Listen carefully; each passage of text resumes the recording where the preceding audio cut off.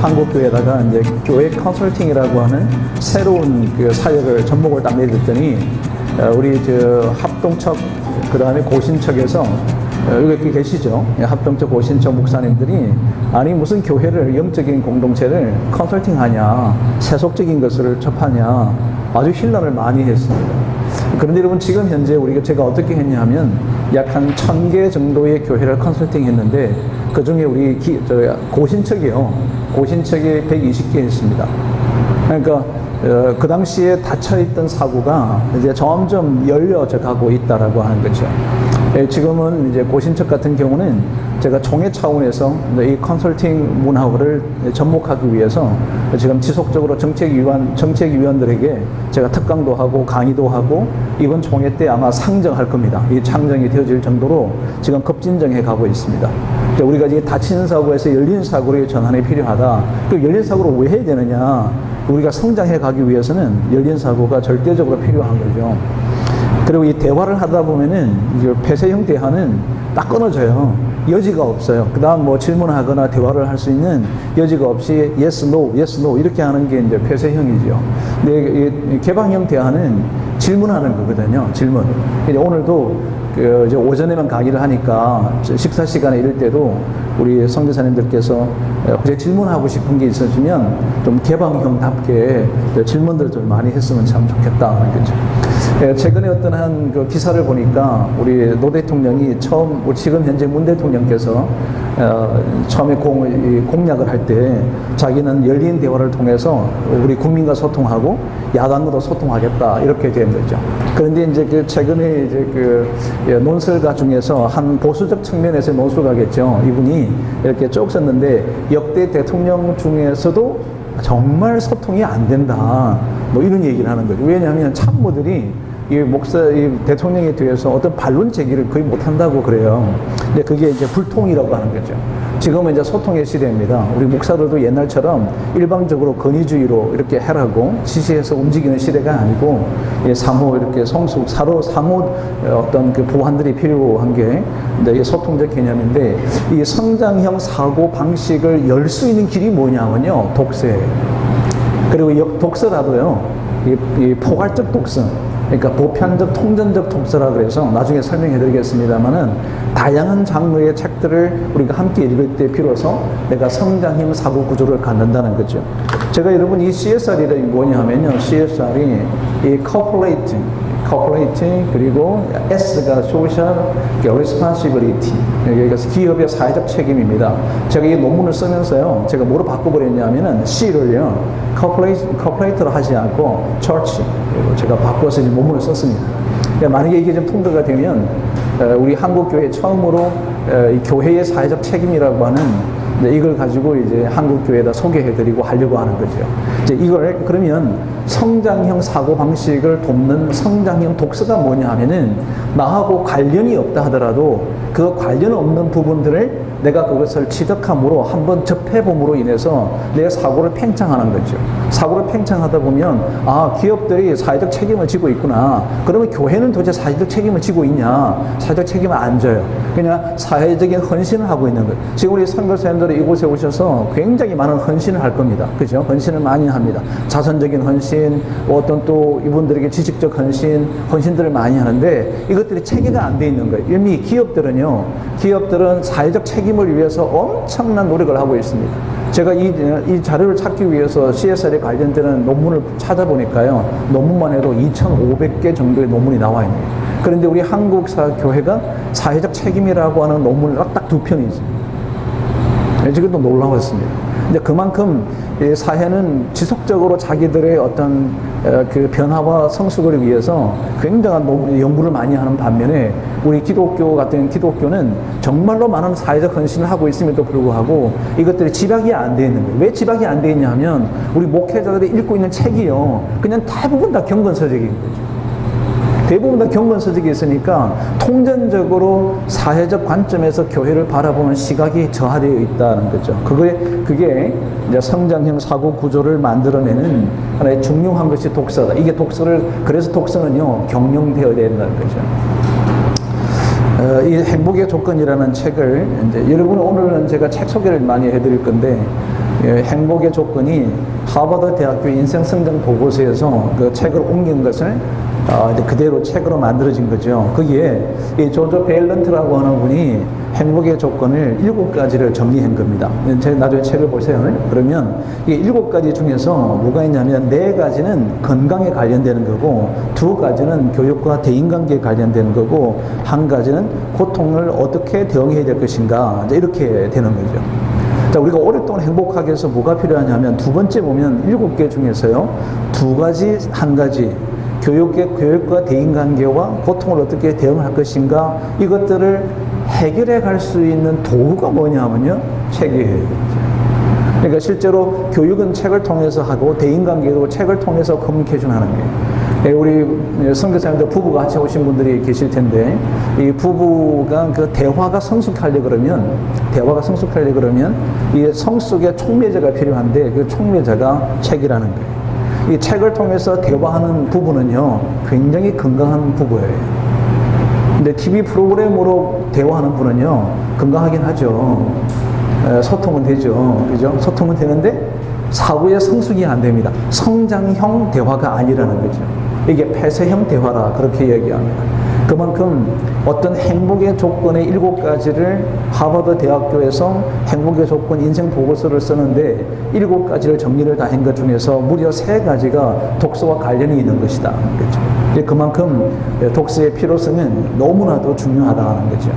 자, 그러면 도대체 이 독서라고 하는 것은 왜 독서를 경영해야 되는가? 그 경영하는 이유가 뭐냐 하면 책을 통해서 우리는 세상을 보기 때문이거든요. 예를 들면 우리 목사님들께서 선교사님들이 그 그림에 대해서 뭐 철학에 대해서 경영에 대해서 경제에 대해서 문학에 대해서 별로 그렇게 관심들을 안 가지십니다. 근데 실제로 그걸 보아야만이 세상을 이해할 수 있다는 거죠. 그리고 왜 세상을 이해해야 될까요?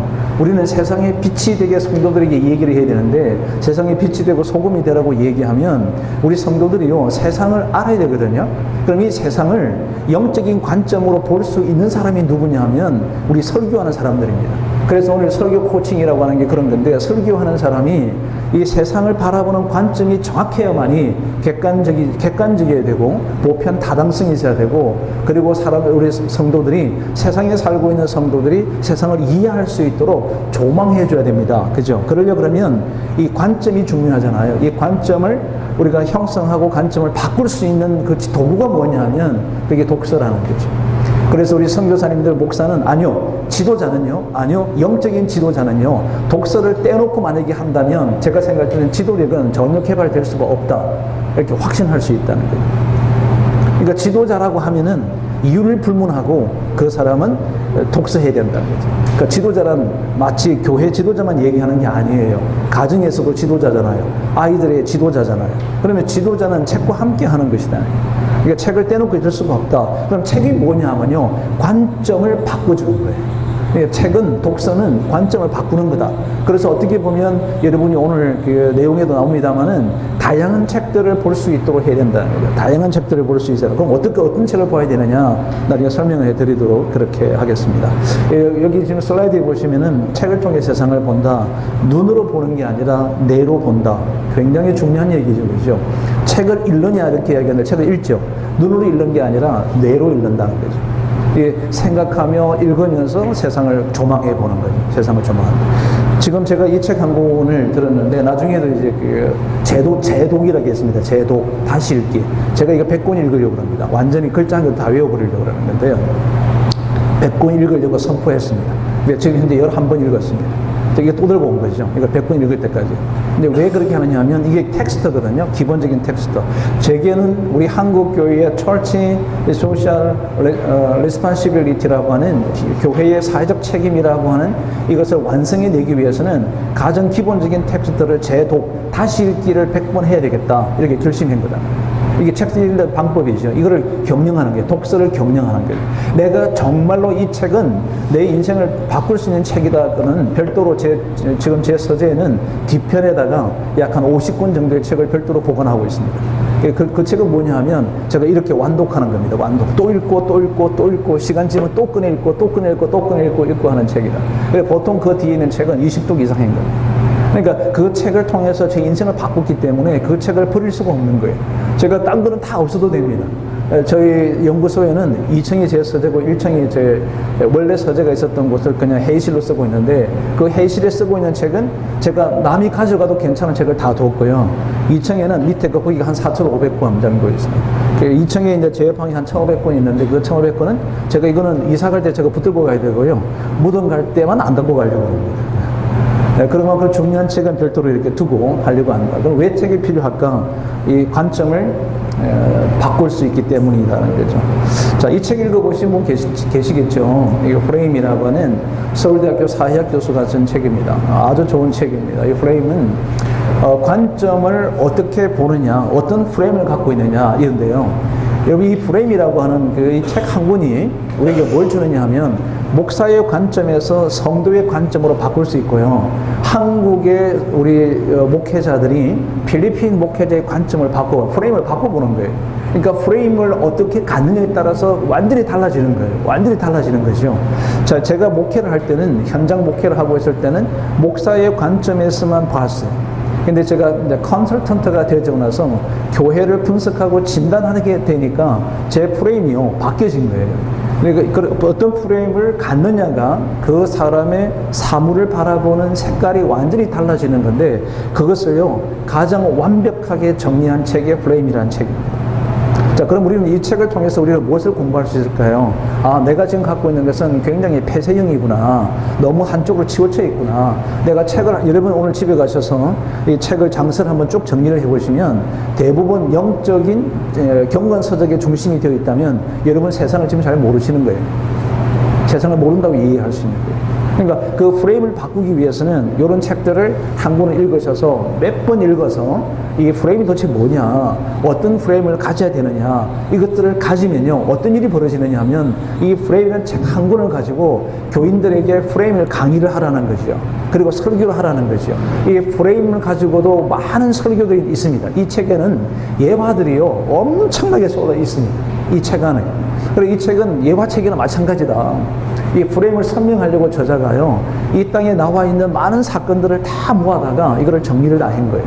그리고 학자들이 중요한 이유는 우리가 수고해야 될 만한 것들을 미리 다 정리해 줬다는 거거든요. 이게 프레임 책입니다. 이 프레임을 꼭 여러분이 사서 읽으셔서 우리 스스로도 먼저 프레임을 바꾸고 우리 교인들에게 프레임을 바꾸는 것이 목회다. 자, 그러면 설교가 뭐냐면요, 설교는 성경의 사실을 설명하는 게 설교가 아니에요. 여러분, 성경에 있는 내용을 설명하는 것이 설교가 아니고요. 이 설교라고 하는 것은 가치를 바꾸는 것입니다. 그러니까 설교의 정의가 뭐냐면 바뀌어야 되는 거죠. 성경의 진리를 통해서 사람들의 생각의 가치를 바꾸는 것, 이것이 설교다. 이게 설교가 바뀐 거예요. 과거는 진리의 말씀을 해석해 주는 건데 지금은 이 설교가요 뭐로 바뀌었냐면 가치의 전환이다. 이 가치의 전환은 세속적 가치를 하나님의 가치로 바꾸는 것. 그러니까 세속적 가치, 하나님 가치로 바꾸는 것. 이 바꾸는 게 뭐냐면 영적인 프레임으로 바꿔버리는 거죠. 그러니까 지금 사실 우리가 목회하는 이유가 뭐냐면 목회를 하는 것은 이 한 사람이 도무지 바뀌지 않는 이게 영적인 프레임으로, 성경적 프레임으로 바꾸는 것, 이것이 설교고요. 이게 목회라는 거죠. 그러니까 목회의 본질을 저는 뭐라고 생각하느냐면 약물이를 치는 거다. 아니요, 약물이를 먹이는 거다. 그거를 훨씬 뛰어넘는다는 거예요. 목회의 본질은 사람들의 프레임을 바꾸는 거예요. 그러니까 이 프레임 책 한 권이요 목회의 본질이 무엇인지를 얘기해 줄 수 있다는 거죠. 저자가 얘기하는 게 아니라 이 책에서 나오는 내용이 우리 저와 여러분에게 사람은 근본적으로 바뀐다는 게 뭐냐, 프레임이 안 바뀌면 안 바뀐 거예요. 여러분, 성경을 천독만독해서 성경을 수천 기절을 다 암송한다 하더라도 사람의 시각이 영적인 가치관으로 하나님의 가치관으로 바뀌지가 않으면 그 사람은 안 바뀐 거잖아요. 그러니까 결국은 우리 목회의 본질이 뭐냐면 사람의 영적인 가치로 바꾸는 것, 이게 목회다. 이런 이야기를 이 프레임이라는 책 한 권을 집요하게 파고 들어가면 우리가 그런 정의를 도출할 수 있다는 거예요. 좀 진지한 거죠. 진지하신 거죠. 이것도 대답을 안 하죠. 대답을 못할 만큼 지금 진지하다. 우리가 결국은 독서라고 하는 것은 독서 경영을 해야 될 이유는 어떤 관점을 취하기 위한 최고의 기술이다. 내가 어떤 관점으로 볼 것인가를 보는 거다라는 거예요. 지금 여기 그림이 이제 그 육자를 이쪽에서 보면 9가 되고요. 저기에서 보면 6이 되는 거예요. 이제 올랐죠. 이게 프레임이거든요. 이 관점이죠. 그러니까 내가 우리가 성경을 보면 성경적 관점으로 세상을 이해하잖아요. 그런데 여러분이 이제 목회여교소에서 선교 사역을 하시면서 목회하시면서 우리 현지인들에게 복음을 막 전했어요. 성경을 막 가르쳤어요. 근데 성경을 딱 가르쳤는데 이 성경을 가지고 세상을 바라봐요. 바라보는 사람 가끔 있죠. 그런데 대부분 못 바라봐. 잘 못해요.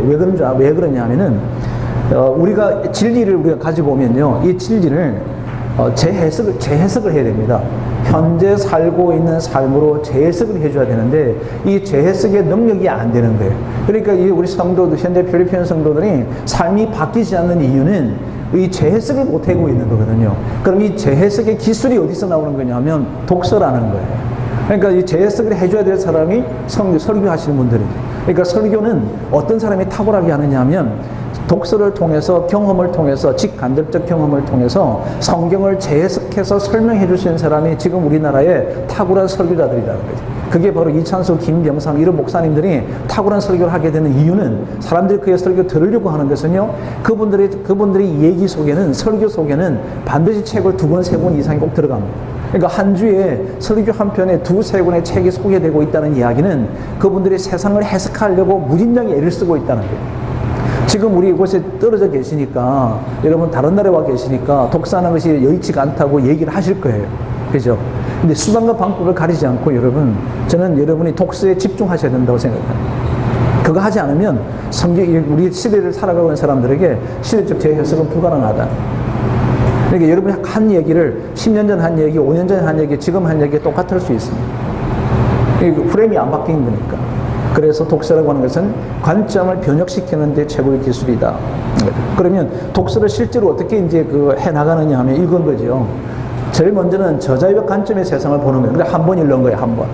한 번 읽고, 두 번째는 다른 사람의 의식 세계를 한번 관찰해 보는 거죠. 이 안에만 논문이 약 한 300 몇십 개가 좀 들어와 있는데, 그 논문들 제가 다 찾았거든요. 다 찾아서 제 방에 좀 다 이렇게 프린트해서 다 만들어 놨는데, 그분들의 생각은 도대체 뭘까? 왜 이렇게 볼 수 있을까? 제가 이 안에 보면서요, 놀라운 게 있는 거예요.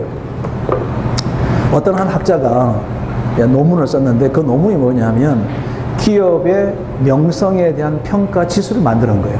제가 이거를 딱 보는 순간에요, 지금 이것만 한 50번 읽었거든요. 교회 평판 지수를 내가 만들어야 되겠구나. 그래서 지금 교회 평판 지수 리스트를 만들었습니다. 다 만들어 놨습니다. 이제 다단 한 몇 개월 뒤에 제가 여러분에게 도와드릴 수 있는데, 교회가 평판을 판단하는 지표를 제가 만드는 거예요. 지표를 이제 만들고 있는 중인데, 이 안에 있었어요. 그러니까 다른 사람들이 세상을 어떻게 보는가를, 기업을 어떻게 보는가를 내가 볼 수 있다. 그게 독서예요. 그러니까 독서는 그냥 책 읽는 게 아니라는 거죠. 여러분 지금 독서한다 그러면 여러분이 일반적으로 속독법 이런 거 아니에요. 저는 속독법 배운 적도 없습니다. 그냥 책을 읽어왔습니다. 그러니까 책을 읽다 보니까 원리를 찾을 수 있었고요. 그 원리를 정리할 수 있었거든요. 그러므로 다른 사람의 의식 세계가 무엇인지를 알기 위해서는 우리가 꼭 해야 될 것이 독서다. 그리고 이제 나를 보는 거죠. 나를 본다. 이 나를 보는 것은 자기 적용입니다. 여러분 독서를 하는 데 있어서 많은 분들이 써먹으려고 해요. 목사님들 만나보면 이 독서를 써먹으려고 독서하는 거예요. 그러다 보니까 뭐가 안 바뀌냐면요, 본인이 안 바뀌는 거예요. 그러니까 사람들 보고 변하라 그래요. 그런데 본인이 안 바뀌어. 그 왜 그러냐면 책을 통해서 자기를 먼저 봐야 되는데 자꾸 남을 보는 거죠. 야, 이 책을 읽다가 좋은 거 나오면 목사님이 동그라미 쳐서 뭐라 그러냐면 이 먼저 설교에 써야 되겠다 이러고. 거기다 뭐라 써야 되느냐면 나에게 적용할 게 무언가를 자기부터 써야 되는 거예요. 그러니까 자기 적용이 제일 많아야 되는 거죠. 제가 이 책을 보면 안에다가 군데군데 제가 적용한 것들을 막 써놔서 낙서를 해놓습니다. 그래서 책은요 지저분하게 써야 됩니다. 너저분하게 관리해야 된다. 막 줄치고 낙서하고 쓰고 이거 막 하셔야 돼요. 나중에 독서 격려하는 방법을 좀 말씀드리도록 하겠습니다. 뉴턴이라는 분이 잘 알잖아요, 그죠? 이 뉴턴이라는 사람이 뭐라고 이야기했냐면, 만약에 내가 이제 멀리 보았다고 한다면 그것은 아마도 거인들의 어깨 위에 서 있기 때문에 가능했던 것이다. 이렇게 이분이 얘기한 거죠. 그러니까 자기 스스로 무언가를 대단하고 위대한 것을 발견한 것이 아니다는 거예요. 자기가 이 발견하겠던 근본적인 도구는 전적으로 이미 앞서 있었던 거인들의 그 발자취를 딛고 얻기 위해서 건너서 본 거지 저절로 생긴 것이 아니다. 제가 제 출처를 얘기하잖아요. 제가 교회의 사회적인 책임에 대한 우리 한국교회 지표를 만들려고 할 때 그 지표의 출처가 이 사람이 쓴 책이에요. 이 여자분이 쓴 건데 지금 40도 안 된 분이 이걸 쓴 거. 야, 놀라웠습니다.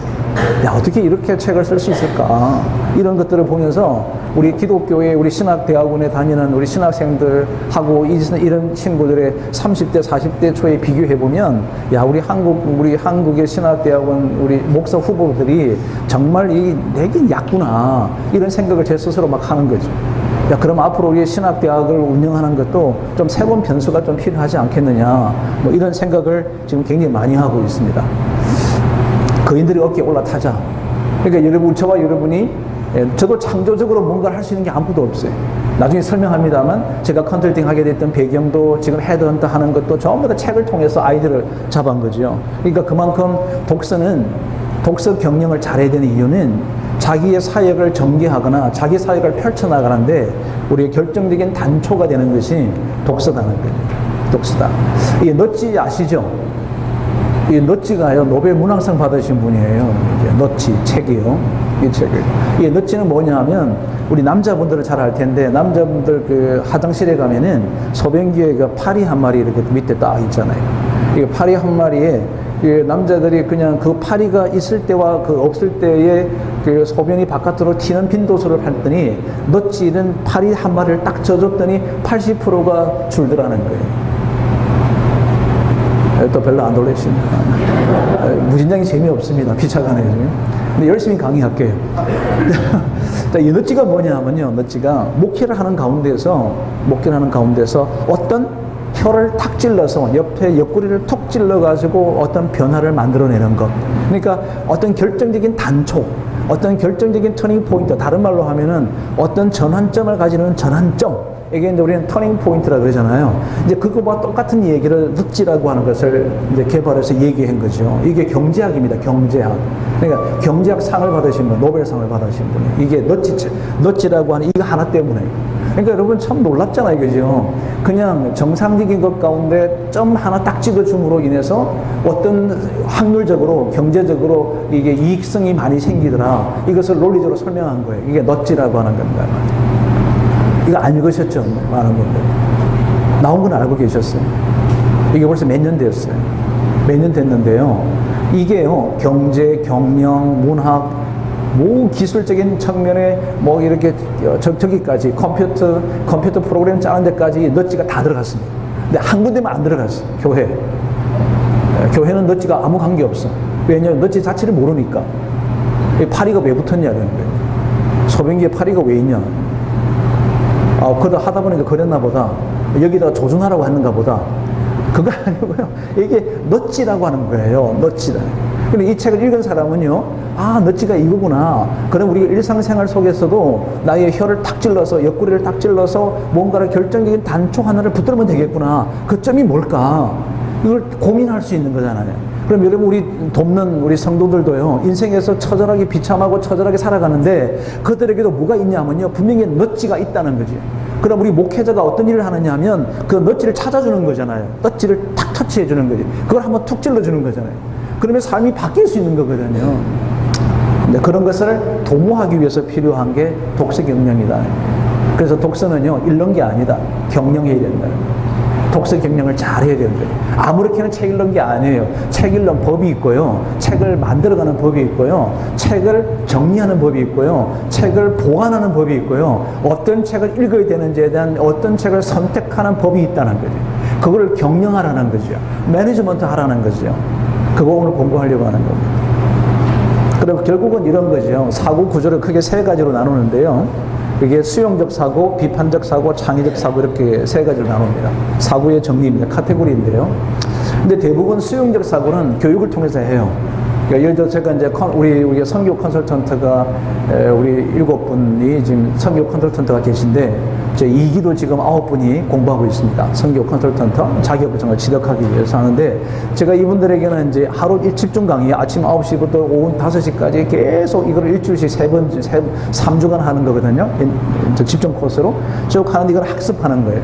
그러니까 이건 수용하는 거죠. 이미 앞서 전문가가 만들어져 있는 학습 구조를 전달받음으로 내가 그것을 수용해 받아들이는 것이 이제 교육이고 학습인 거예요. 대부분 우리가 중고등학교, 초등학교, 중고등학교, 대학교에서는 주로 학습을 한 거죠. 근데 그 다음이 뭐냐 하면 비판적 사고하고 창의적 사고를 만들어야 되는데, 이거는요, 독서를 많이 한 사람이 비판이 정확하고요, 독서의 연륜이 포괄적 독서, 한쪽만 보고 하면 여러분 실제적인 비판적 사고로 못 가져요. 통전적인 독서를 한 사람은 비판적 사고가 굉장히 객관적이에요. 그리고 창의적 사고를 한다. 이거와 똑같아요. 여러분 이제 목회를 이제 열심히 하려고 이제 우리 선배를 찾아갑니다. 누굴 찾아가느냐 하면, 기도를 하루에 8시간 하시는 분이 있습니다. 그죠? 한국에. 목사가 되려고 그러면 하루에 기도 8시간 하라는 거죠. 그분한테 가서 목회를 잘하는 비법을 물었어. 그럼 뭐라 그러겠어요? 거두절미하고 8시간 무조건 엎드려라. 그죠? 맞잖아요. 그죠? 그거 해. 그러니까 여러분 그것만 하면 돼. 8시간만 하면 돼. 근데 되냐는 거지. 똑같이 8시간 했는데 안 나오더라는 거지. 그분의 수석으로, 그분 밑에서 가장 수석 참모로 일했던 분이 인천에서 목회하십니다. 한 8시간 기도해, 정말로.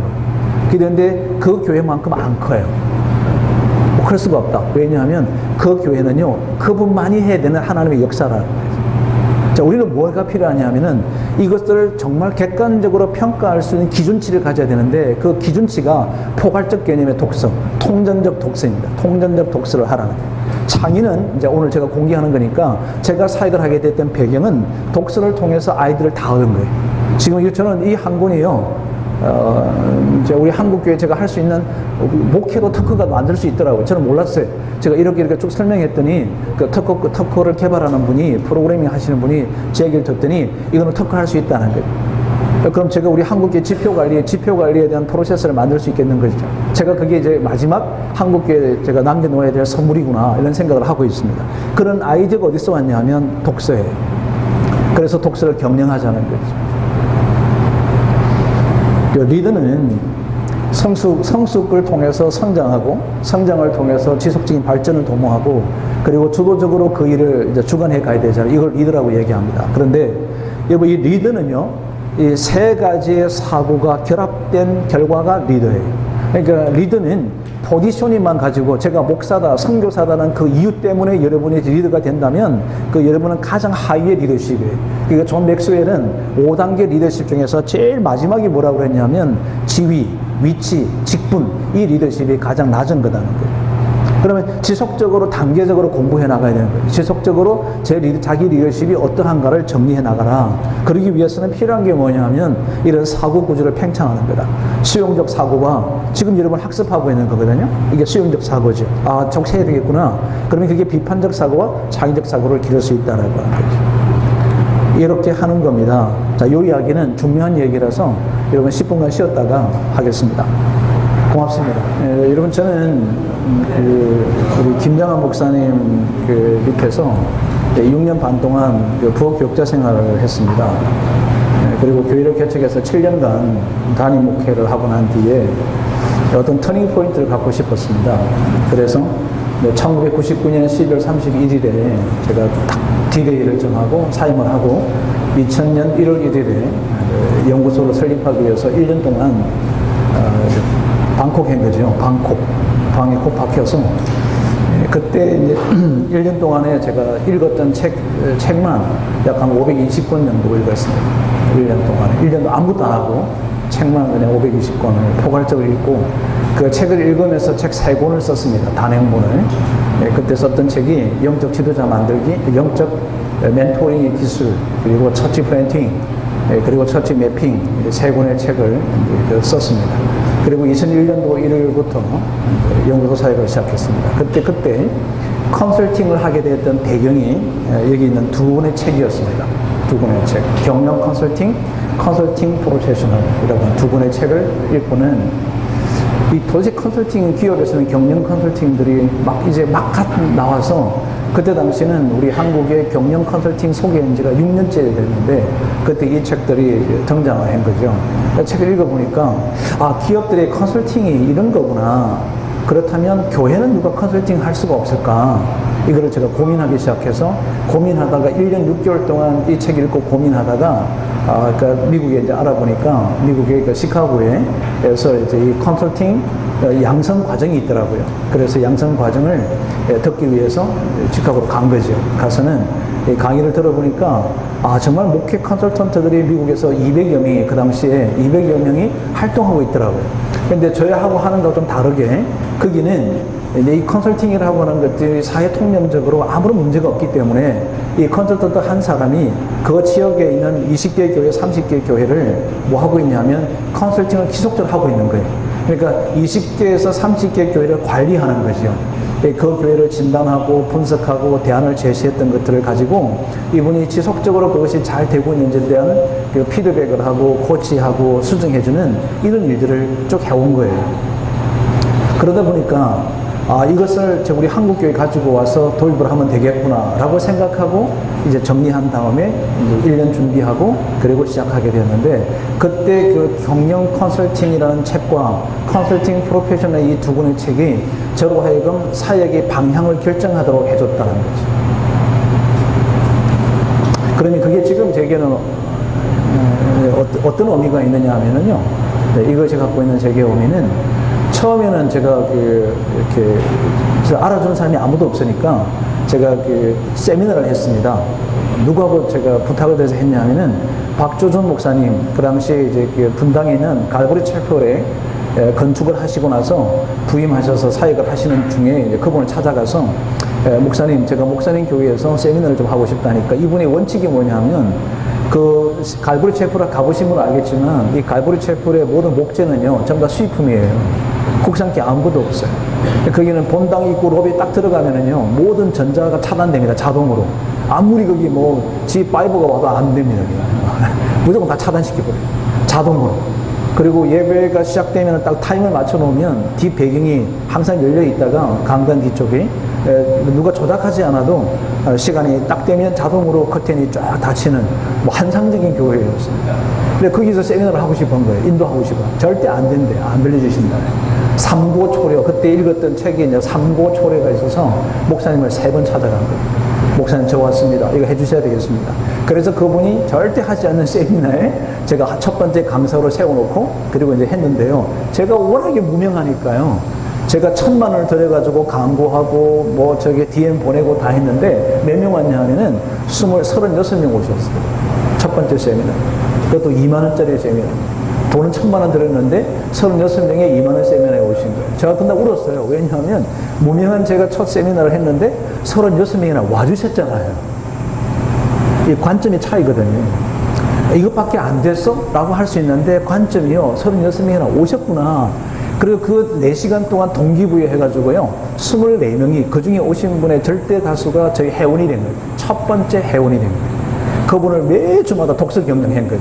매주에 오시면 한 일주일마다 만나서 2시간 동안 1시간은 책 읽히고 그 1시간 동안 미래교회 트렌드에 대해서 강의하고 이거를 지속적으로 24번을 하다가 1년 만에 120명이 되더니 1년 6개월 되니까 320명까지 회원들이 늘어나기 시작하더라고요. 그러면서 이제 오늘 여러분 앞에까지 오게 된 출발선이 이 책이었습니다. 참 좋은 거는요, 여러분 일관성의 원칙에 따라서 처음부터 끝까지 반응하지 않는 거. 너무 좋죠. 가만히 그냥 이대로 이제 식사 때까지 계속되면 될 것 같아. 이런 생각이 들어요. 자, 두 번째 여러분, 제가 작년에 어떤 한 교회를 컨설팅을 했습니다. 650명 작년 출석에 우리 아이들이 250명 출석하는 약 1,000명 정도 되는 교회고요. 그리고 역사는 86년 된 교회입니다. 근데 이 교회를 작년에 컨설팅을 하는데 이 교회가 컨설팅을 진행하는데 거기에서 이제 뭐가 나왔냐면은 담임 목사님이 2년 뒤에 은퇴하시는 거예요. 그러니까 그 장로님들이 11분이 무엇을 요구했냐면은 저걸 요구한 거예요. 담임 목사 청빙에 관련되는 컨설팅 제안을 좀 해달라 그러더라고요. 아, 잘 됐구나. 그래서 제가 그동안에 3년 전부터 이 헤드헌터 정신이라는 책을 읽고 나서 이 한국교회 헤드헌터를 하면 좋겠다. 이 뭐 단임 목사 청빙하는 문제 때문에 한국교회가 지금 난리니까 이 해안을 좀 만들어 놓고 싶다. 그래서 이제 이 해안을 찾고 있는 중에 헤드헌터라는 책을 읽으면서 그래 맞아. 이거 한국교회 헤드헌터 하면 되겠다. 그래서 이제 연구를 한 거예요. 연구를 지금 제가 뭐 하고 있냐면요. 그 교회에 담임 목사를 제가 찾고 있습니다. 제게 위임을 받아서. 그 프로젝트가 담임 목사 청빙하는데 저에게 위임을 해서 지금 그 교회는 청빙위원만 정해놓고 나머지 모든 절차 진행은 저희들이 하고 있습니다. 저희 연구소가 합니다. 교회가요, 이게 3천만 원짜리입니다. 3천만 원. 3천만 원 프로젝트를 저희들에게 위임하는 86년 된 교회가 이 교회가 담임 목사를 저희들에게 위임했다는 거예요. 이건 굉장한 사역이죠. 제가 이 사역이 이번 10월에 끝납니다. 끝나면 그 교회와 청빙위원장과 저희 연구소와 저하고 공동으로 기자회견을 열고 한국교회 담임 목사 청빙 대안을 제시할 겁니다. 잠깐만.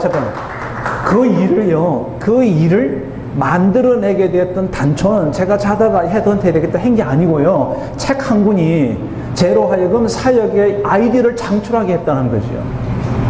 그러니까 독서를 그렇게 경영하는 거라. 그냥 책 읽는 게 아니라는 거예요. 독서는요, 반드시 경영돼야 된다는 거예요. 경영해야 된다는 거죠. 운영해야 된다는 거죠. 그냥 여러분 이 중에서는 저보다 책을 많이 읽은 분이 계실 거예요.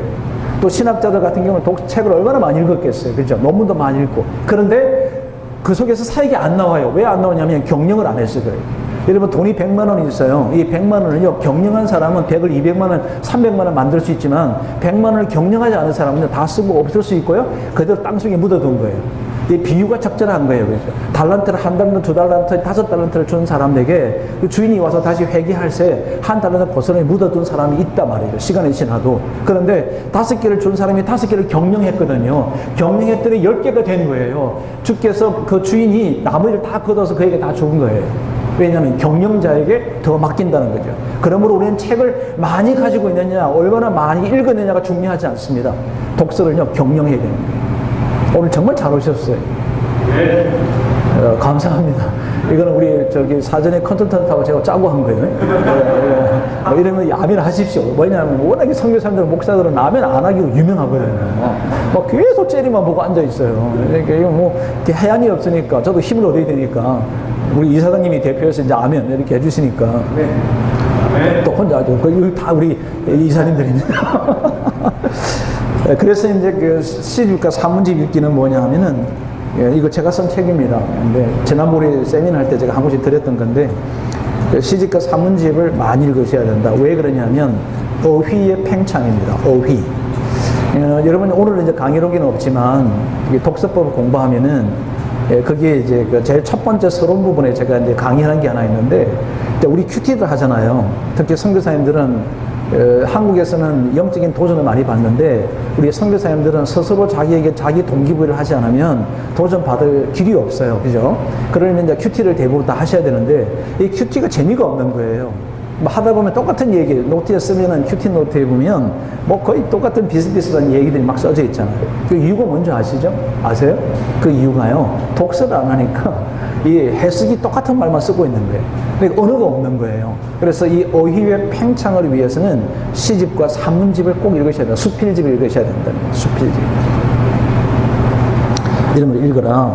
이게 독서는 새로운 창의성과 다양한 독서를 만들어낼 수 있다. 이것과 접목하는 거죠. 세상에서 지금 얘기되고 있는 것들을 어떻게 교회로 가지고 와서 이걸 접목할 것인가.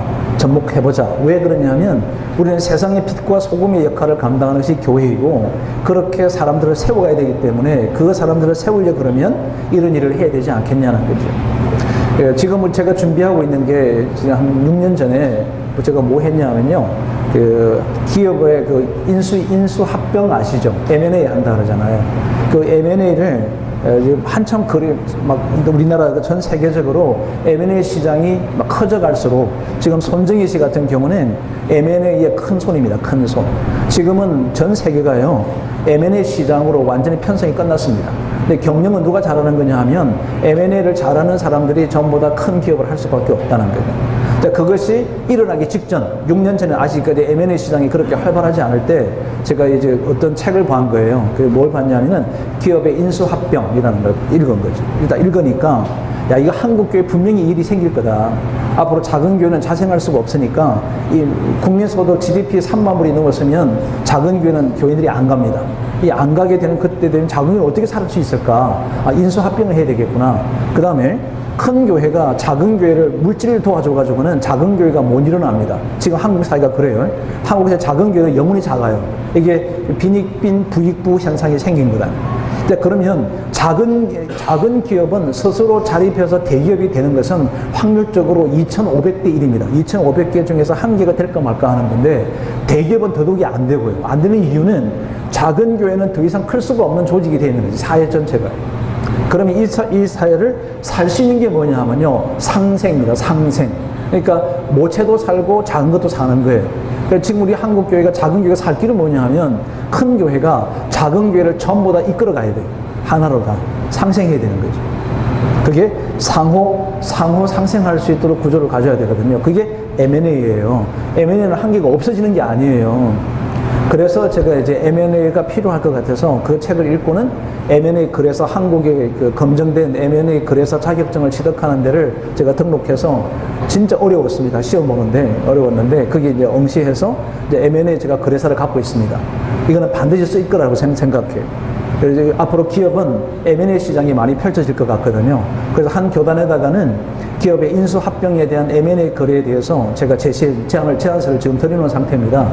만약에 거기가 이제 입법총회에서 통과가 되어주면 그 교단에 이제 M&A 거래를 할 수 있도록 M&A 시키는 작업을 함께 할 수 있을 것 같다는 거죠. 자, 이런 것들은 제가 그냥 가만히 누워있다가 갑자기 M&A 해야 되겠다. 그러지 않더라는 거죠. 어떤 책을 통해서 계속적으로 관심을 갖고 다양한 장르들을 자꾸 귀를 기울이고 물어보니까 이런 것들을 알 수 있게 되더라는 거죠. 제가 참고로 저는 법학을 공부했기 때문에 정말 사고 구조가요 딱딱해요. 그래서 지금 개인적으로 저는 앞에 서서 2시간, 3시간 설교 강의하는 것은 아무런 어려움이 없는데 제가 이렇게 개인적으로 만나잖아요. 2시간 있어도 저는 아무 할 말이 없어요. 말을 못해요, 그냥. 그래서 저는 연애를 못 해봤습니다. 그러니까 제가 쫓아가서 차 한잔 하자, 뭐 이래야 뭐 성사가 되잖아요. 그렇게 해보지를 못했어요. 그럼 어떻게 결혼했냐고요? 지가 찾아와서 했는 거죠. 왜 제가 성격 때문에 못하는 거예요. 성격 때문에 못하는 거죠. 근데 여러분, 독서는요, 제가 이렇게 독서를 해보니까 책을 무작정 읽는다고 되는 게 아니고 잘 이렇게 경영해 나가는 원리를 가지고 하자는, 경영은요 원리를 갖고 있습니다. 경영의 원리가 있거든요. 그 원리를 찾아가서 하는 거죠. 오늘 그 원리에 대한 포괄적 개념을 좀 설명해 드리도록 하겠습니다. 자, 여러분, 이 두 권의 책은 굉장히 두꺼운 책입니다. 통석이라고 하는 거하고 블랙스완이라는 책입니다. 제가 이 책을요, 여러분 추천해주고 싶은데, 비싸요. 굉장히 비싼 책인데, 왜 그만큼 안 팔렸다는 것도 있고요. 이 블랙스완 같은 경우는 페이지가 600페이지밖에 안 돼요. 책 한 권이. 네. 제가 이거를 5번 읽었으면 5번. 이해가 안 돼가지고, 무슨 말인지를 몰라가지고. 5번을 딱 읽고 나서 내리는 딱 순간 무슨 생각이 들었냐면, 내가 이 블랙스완을 일찍이 읽었더라면, 지금보다 훨씬 더 일찍 읽었더라면, 아, 굉장한 변화가 있었겠구나. 그러면 지금부터 내가 할 수 있는 게 뭘까? 이렇게 생각을 한 거예요. 이 블랙스완은 뭐냐면요, 어느 날 갑자기 내게 엄청난 사건이 생길 수 있다는 거예요. 어느 날 갑자기 전혀 예상되지 않은 일들이 내게, 화이트 스완, 그러니까 그 백조이죠, 백조. 백조가 아니라 검정 백조로 블랙스완이 될 수 있다. 블랙스완이 올 수 있다. 다가올 수 있다. 그런데 이 블랙스완이 다가왔을 때 9.11 테러를 얘기한, 지금 이 책에서는 시작이 뭐냐면, 미국의 9.11 테러가 일어날 때, 우리는 블랙스완이라고 하거든요. 갑자기 생겼다 그러는데 그렇지 않다는 거예요. 이걸 이 책에서 얘기하는 거예요. 무슨 얘기냐면 징조가 있었다는 거예요. 블랙스완이 다가온다는 것을 징조가 있음에도 불구하고 많은 사람들은 전부 다 백조만 보려고 한다는 거죠. 백조만 보려고 한다. 블랙스완을 보려고 하는 사람은 반드시 블랙스완을 막을 수 있다는 이 이야기를 하려고 한 이 책을 600페이지를 쓴 거예요. 제가 감동한 거예요. 그래서 이걸 제가 정리했습니다. 학교에다 기고를 했어요. 그 학교에서 기고한 걸 받아줘서 그게 학교에 있는 신문에다가 이걸 내주셨어요. 블랙스완이 너무 좋은 책이다. 예기치 못한 일이 생긴다. 그런데 전부 다 예기치 못하냐? 그렇지 않다는 거예요. 다 징후가 있더라는 거예요. 몸이 어느 날 갑자기 아팠다. 아니더라는 거예요. 아프도록 사전에 이미 그 징조들이 쭉 있었고, 그분의 식생활 습관이나 운동하지 않은 거나 이런 것들이 다 생겨져서 어느 날 갑자기 생기는 것처럼 보이는 거지만, 실상은 그 블랙스완이 결코 갑자기 생긴 것이 아니다. 이걸 얘기하는 거예요. 자, 이 말은 저는 바꿔서 얘기하면 이런 거예요. 하나님은요, 준비된 자를요, 반드시 쓰신다. 그러니까 우리는 하나님께 쓰임을 받으려고 하지 말고요, 하나님이 쓰실 수 있도록 자기를 준비하라는 거죠. 오늘 저와 여러분의 선교사님들, 하나님께서 여기 얼마나 훌륭한 분들이십니까? 이 훌륭한 분들이 오셔서 그냥 고전하는 분들이 굉장히 많아요. 근데 고전하는 그 이유를 저는 뭐라고 생각하느냐 하면, 준비에 겨루지 않을까. 또 경영을 제대로 못해서 그런 거 아닐까. 우리 한국의 목사님들이 인격적으로, 영성으로 별로 큰 문제가 없잖아요. 그죠? 순수하세요. 대체로. 아주 가끔 이상한 분들이 계셔서 그렇죠. 대체로 순수하고 좋으세요. 그런데 이분들이요, 이 좋은 순수성이요, 뭐가 없느냐 하면 지혜가 없는 거예요. 지혜가. 이 지혜가 뭐냐면 전략이거든요. 이 전략을 또 다른 말로 뭐라 그러냐면 경영이라 그런다고. 그러니까 전략은 지혜거든요. 제가 여기 우리 목회 컨설팅 연구소 이렇게 지금 되어 있는데, 이제 원래 첫 번째 이름은 뭐냐면, 지금 은행 계좌는 목회 전략 컨설팅 연구소 이렇게 되어 있어요. 이 전략이라는 말을 원 연구소 이름은 전략이 들어가 있습니다. 근데 이걸 뺐어요. 왜냐니까 하도 목사님들이 아니 무슨 교회가 전략으로 하냐, 믿음으로 하는 거지. 그래서 내가 그게 아니고 여기다가 지혜를 넣고 싶다. 목회를 지혜롭게 하자. 그래서 목회 지혜 컨설팅 연구소 이렇게 하려고 했는데 이게 어감이 안 맞다 도대체가. 그래서 이 지혜 또 다른 말이 뭔가 봤더니 전략이더라. 그래서 전략을 쓴 거다 이랬거든요. 일단 그걸 뺐어요. 뺐지만 실제로는 MSC가 이제 스트래티지, 이제 전략이 들어가 있는 거죠. 여러분, 전략은 지혜롭게 하는 거거든요. 이 지혜롭게 한다는 것이 뭐냐면 경영하라는 거예요. 경영. 여러분, 가정도요, 가정을 경영을 잘해야 되거든요. 국가도 지금 경영을 잘 못해서 이거거든요. 정치도 따지고 보면 경영이에요. 그러니까 어떻게 보면 경영을 포괄적 개념으로 이해하라는 거죠. 저희 동역자 이제 그 자녀들이 있는데 애들이 너무 착하게 잘 커요. 그런데 국내에서 열심히 공부하고 있길래 이제 하루를 불러다가 놓고 이제 얘기를 한 거죠. 그래서 동기부여 지금 다 외국 가 있습니다. 미국 가 있고, 뭐 캐나다 가 있고, 다 가 있는데, 이제 얘들에게 제가 무슨 공부할 거예요? 묻더라고요. 그래서 너가 나중에 뭐 특별히 하고 싶은 게 있어도 일단 경영학을 해라. 그래서 지금 다 경영학 공부시키고 있어요. 왜냐하면 모든 삶에 있어서, 모든 사업, 사회, 구조, 정치, 경제, 사회, 재반적인 전부 다의 베이스에 뭐가 있냐면요, 매니지먼트가 있습니다. 경영이 있다. 이 경영이라고 하는 것은 자기를 경영, 가정을 경영, 사회를 경영, 뭐 동네를 경영, 교회를 경영. 이 경영이라고 하는 것은 인생의 삶 자체 안에 그냥 그 깊이 속에 다 있는 거예요. 여러분 뭐 재정 관리 잘하잖아요. 재정 관리가 뭐죠? 매니지먼트잖아요. 재정 경영이에요. 그러니까 경영을 잘하는 것이 중요하다. 그런 측면에서 볼 때는 독서는요, 제가 이 책을 읽으면서 우리 한국에서는 컨설턴트로서는 제가 제일 전문가인데 이 책을 딱 읽는 순간에 야, 내가 이렇게 부족하구나. 여러분 책 읽으면요, 내 부족성이 그냥 보여요. 누구 강의를 들으면요, 더 부족해요. 지금 제가 박사과정 공부하고 있는데 또 하나 PhD 하고 있는데요, 이 박사과정 공부하러 딱 들어갔더니 모르는 게 이렇게 많구나. 책을 굉장히 많이 읽었는데도 이렇게 모르는 게 많구나 하는 생각이 들더라고요. 그래서 자기를 겸손하게 하는 방법은요, 독서예요. 무지에서 벗어날 수 있는 것도 독서고요. 다른 사람의 세계에 접하는 거죠. 접촉하는 것도 독서고요. 저와 여러분이 넓은 세계관을 갖게 하는 것도 저는 독서다. 그래서 독서는 경영해야 된다는 거예요. 이거 잘 아시죠? 이상한 나라의 앨리스상. 그 안에 책 내용에 나오는 얘기입니다. 어디를 가야 할지 모르겠다. 그랬더니 그 책에서 그냥 가라는 거죠. 그냥 가보라는 거예요. 자, 이걸 네 가지를요, 이제 제가 한번 설명해 드릴게요. 첫째는 행동 계기판 기록하기. 이게 뭐냐면, 여러분 그 하루에 일지를 쓰잖아요. 하루 일기. 저는 그거를 이제 영혼의 일기 쓰기 이렇게 합니다. 이번에 선한목자교회 그 목사님께서 영혼의 일기 쓰기 이거를 세미나도 하고 그러시더라고요. 근데 오래 전부터 영혼의 일기 쓰기를 이제 하고 있었는데, 영혼의 일기 쓰기가 뭐냐면 나 자신의 행동의 계기판을 만들어가는 거예요. 그런데 여러분, 이 행동의 계기판은 이미 있는 거잖아요. 그죠? 계기판이. 그 내가 지금 속도가 지금 뭐 60인지 80인지 100인지를 잘 모르잖아요. 계기판이 없으면. 요 계기판이 뭐냐면요, 책이에요. 책이 나로 하여금 내가 지금 제대로 가고 있는가, 어느 정도 속도로 가고 있는가, 이것을 가늠해 준다는 거죠.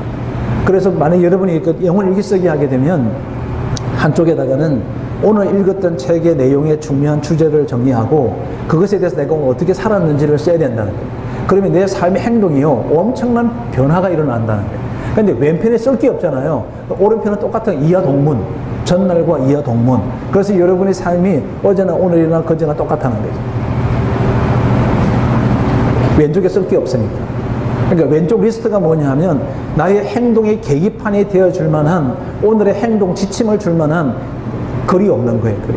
말씀도 없는 거예요. 말씀도 없고 선각자들이 생각하는 생각도 없는 거예요. 그게 있으면요, 노트 한 면에다가 왼편에다가 여러분이 이제 오늘부터 해보시면 되죠. 격려하는 방법이에요.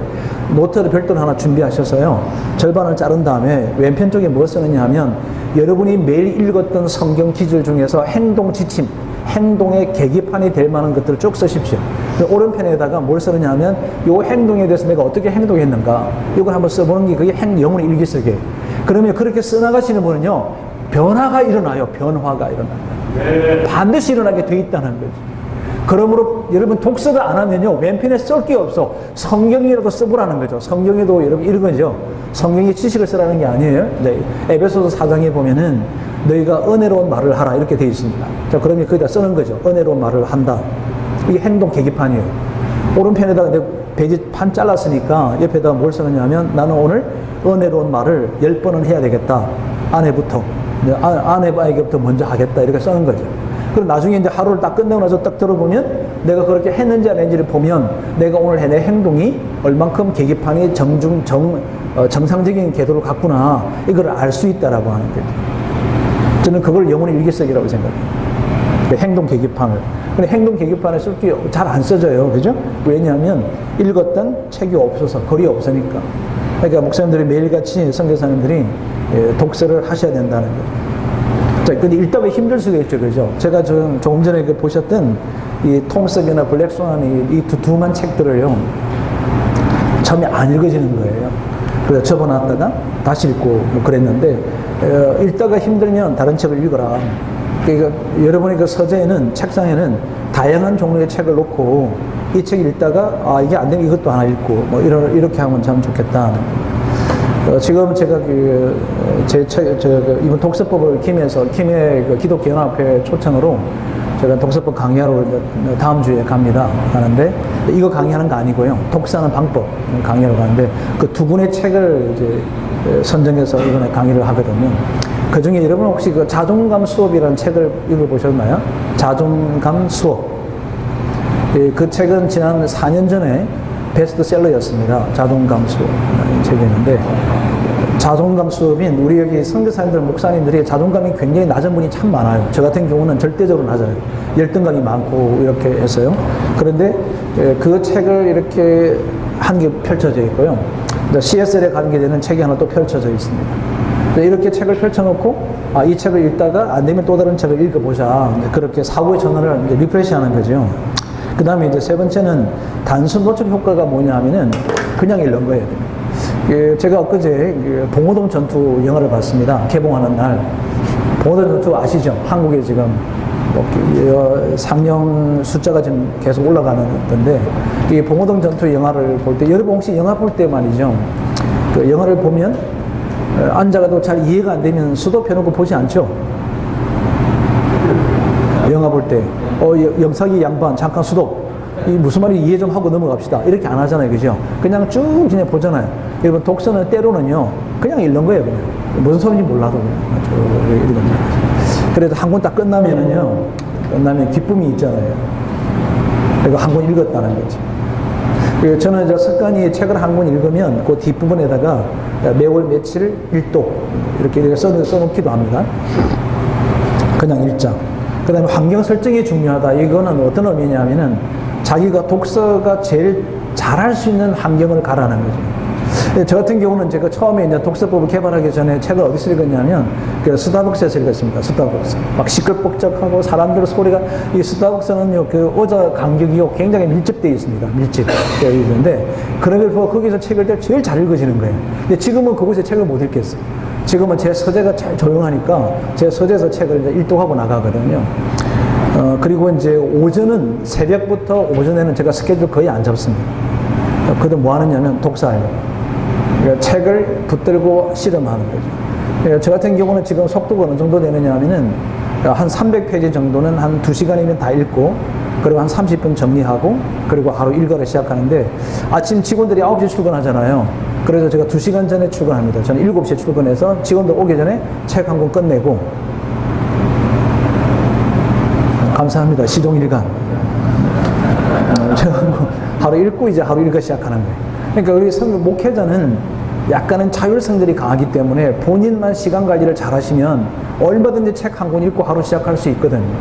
새벽 기도 끝나고 나서 아침 식사 시간까지 보통 2-3시간이 있습니다. 이 시간을 잘 활용하면요, 그 책 한 권 충분히 읽을 수 있어요. 그죠?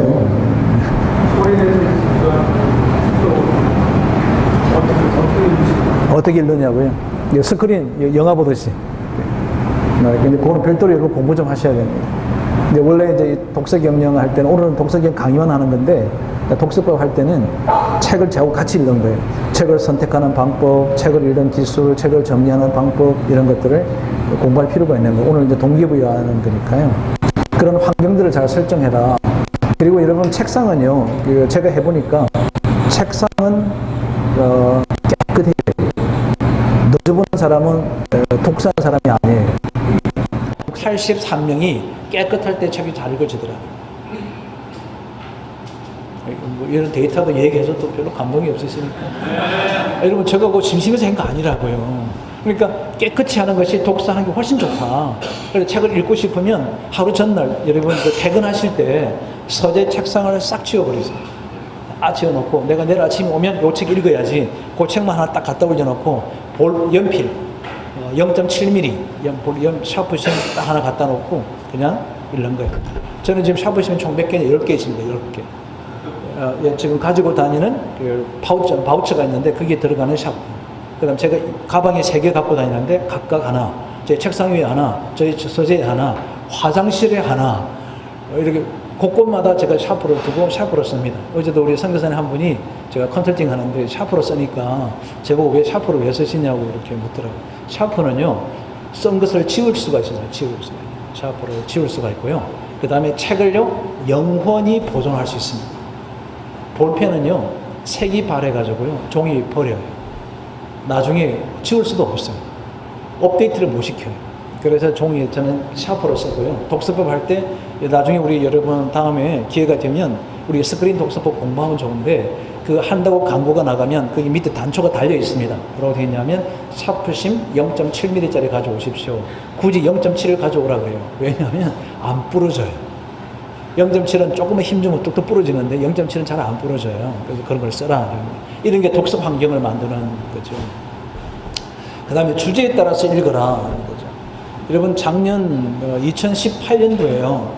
우리나라에 그 하루에 책이 몇 권 정도 나오느냐 하면 250권 정도 나옵니다. 250권 하루에.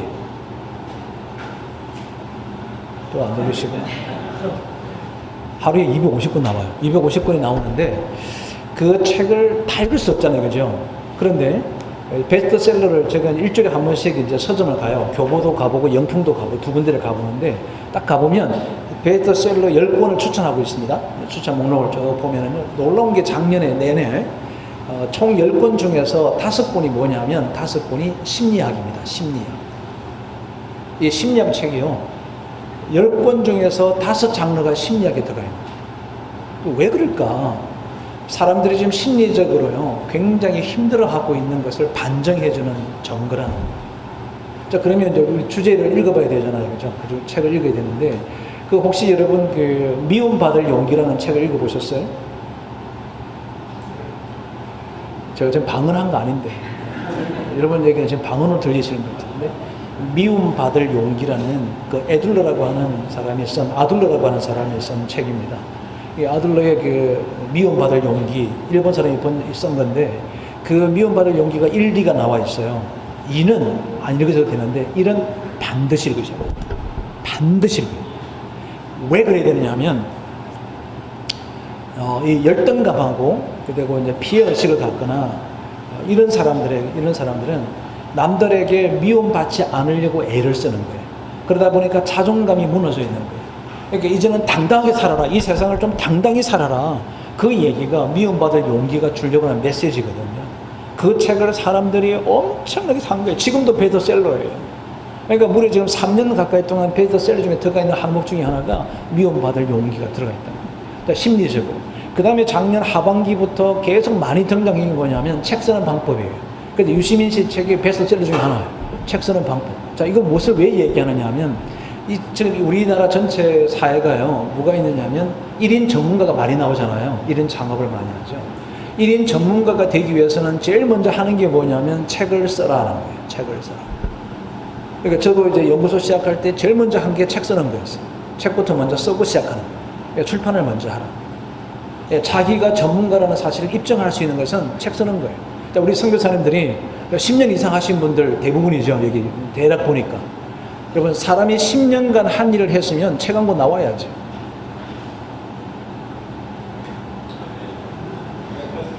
(10년) 했으면 뭐 10년 한 족적이 나와야 되죠. 책이 한 권 나와야지. 이게 뭐 히스토리가 됐든 뭐 자서전이 됐든 뭐 설교집이 됐든 뭐 간정집이 됐든 관계없이 내가 선교 이렇게 했다. 나 10년 동안 전문가야. 내가 이 부분에서 전문가로서 했어. 그래서 거기에 대해서 디펜스 할 것들 논문적인 근거를 다 대놓고서 책을 써야 되는데 제가 만나는 목사님들 다 보니까 10년 만에 책 쓴 거 별로 없으시더라고요.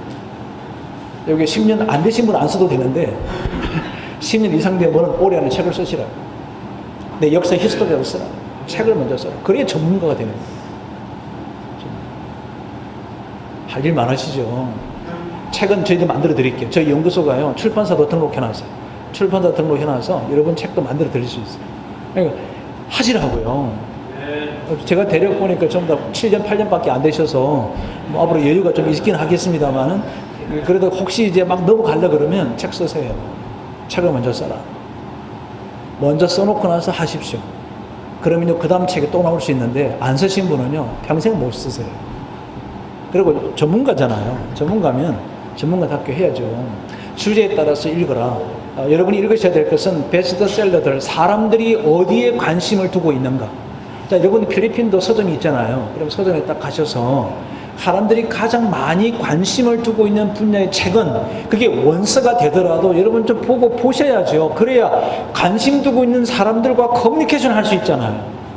대화가 소통이 되려 그러면 그들이 지금 많은 사람들이, 절대 다수의 사람들이 여기에 관심을 두고 있구나. 그럼 도대체 이 관심에서 우리 성경적 해법은 뭐냐? 진리의 해결은 도대체 뭘 해줘야 되느냐? 영적인 지도자로서는 이런 세상 속에서 가지는 관심들 속에서 자기가 섬기고 있는 담임 목사, 영적 지도자는 어떻게 성경적으로 해석하는가, 이것을 줘야 되잖아요. 그러면 그들을 먼저 알아야죠. 그죠? 세상에 빛이 되고 세상에 소금이 되려 그러면 세상을 알아야 되는 것과 똑같은 이치예요. 그들을 알아라는 거죠. 주제를 찾아라는 거예요. 그리고 독서는요, 많이 읽으셔야 돼요. 그냥 뭐 이렇게 제가 생각할 때는 우리 선교사님들 같은 경우는 한국에는 경쟁이 치열해서 하루에 책 한 권 읽기 어려워요. 근데 제가 선교사님들의 삶을 딱 와서 보니까요, 하루에 한 권 충분히 읽을 수 있겠다. 뭐 새벽 기도 큰 부담 없고, 아침에 4시쯤 일어나서, 다 4시 반쯤 일어나서 샤워, 모욕 제기하시고, 책상에 딱 올려져 있는 책 한 권 딱 붙들고, 그냥 아침 읽고 밥 먹자. 나 이거 안 읽으면 식사 안 하겠다. 그럼 1년에 뭐 365번밖에 안 되잖아요. 뭐 이렇게 해도 전혀 도전 안 되시니까. 책이 없어서.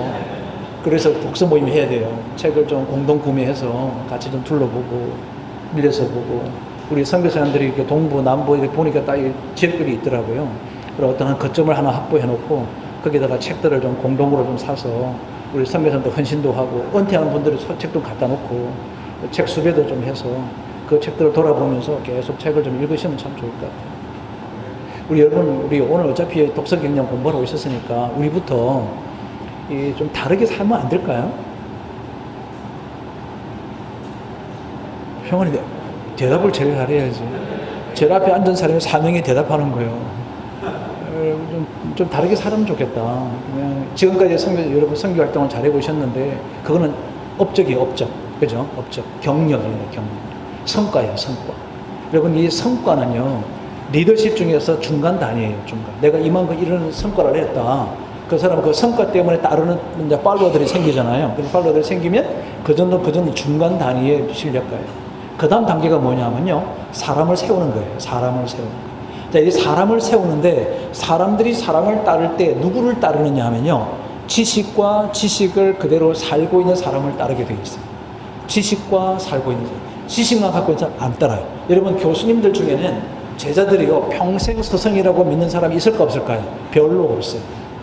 왜 그럴까요? 삶이 디베이스를 못 해준 거예요. 삶이 못 따라준 거예요. 그러니까 진짜 지도자는 어떤 사람이냐면 지식과 그 지식에 맞는 행동, 삶이 같이 있을 때 우리는 진짜 지도자라는 거예요. 그러니까 우리 선교사님들 할 일이 뭐냐 하면은 성과를 내는 거 좋아요. 여러분 하셔야죠. 개척교회에서 30개, 40개 하셔야죠. 그걸 하지 말라는 게 아니에요. 그걸 하셔야 됩니다. 그런데 그게 리더십의 끝이 아니라는 거예요. 리더십의 끝은 뭐냐 하면 다른 사람들에게 세워주는 일, 다른 사람을 세우는 방법이 뭐냐 하면 여러분이 갖고 있는 지식에 축적된 지식이 삶으로 드러날 때 그때 사람에게 진짜 영향력을 주게 되겠다. 그게 리더십이라는 거죠. 많이 읽으셔야 됩니다. 다양한 주제를 많이 읽으셔야 됩니다. 그 도서 목록에 궁금하시나요? 도서 목록 궁금하면 제가 이제 지난번 그 대만에 우리 선교사님들 훈련하러 갔거든요. 가서 제가 막 강의 중에 막 생각나는 대로 도서를 막 얘기해 줬어요. 그걸 했더니 도서 정리를 했더라고요. 정리를 쭉 해서 저한테 보냈더라고요. 보냈는데 한 200번밖에 안 되더라고요. 제가 이렇게 막 강의 중에 막 제가 생각나는 대로 이름을 정해줬더니 그분들이 다 찾아가지고 이 목록 정리를 했더라고요. 사모님들이 읽어야 될 책이 있거든요. 사모님 읽어야 될 책 20몇 권이 있는데 막 얘기했더니 다 정리해서 30몇 권인가 이렇게 저한테 목록 다시 보냈더라고요.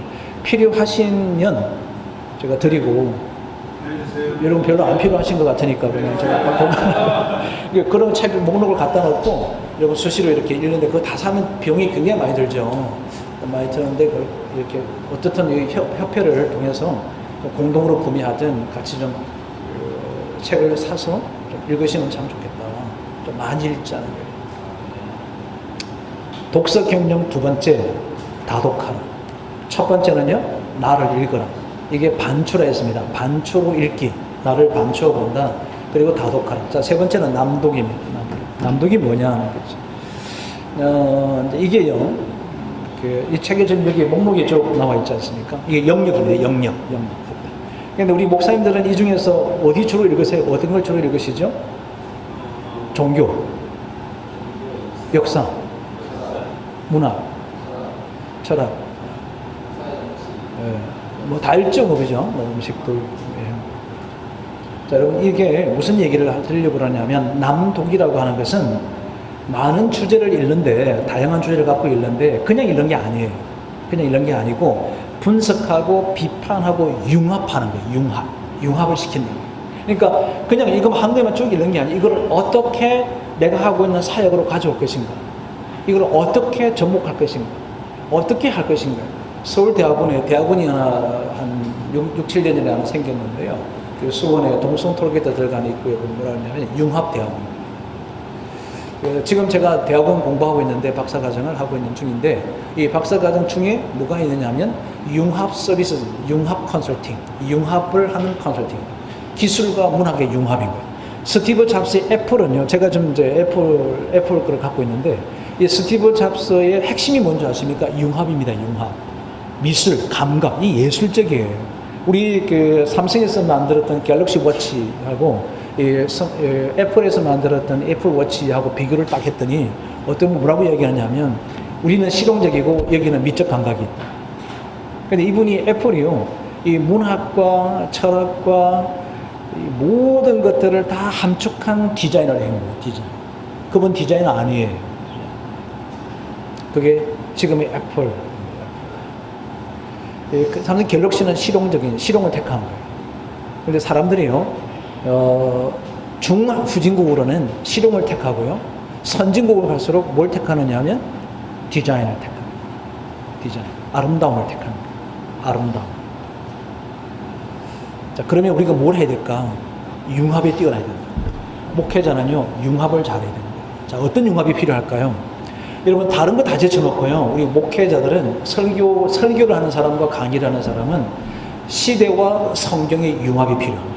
시대와 성경의 융합. 그래서 설교할 때 본문의 설교만 하는 게 아니라 시대적 설교, 목회적 설교를 해야 된다는 거죠. 자, 시대적 설교는 뭐냐면 시대가 읽고 있는 일어나는 현상에 대한 해석. 그 다음에 목회적 설교는 뭐냐면 내가 감당하고 섬기고 있는 성도들의 상태에 대한 해석. 이게 들어가야 된다. 그러니까 성경적 해석, 시대적 해석, 목양적 해석, 이 세 개가 결합된 설교가 되어야 된다. 이게 융합적 설교라는 거예요.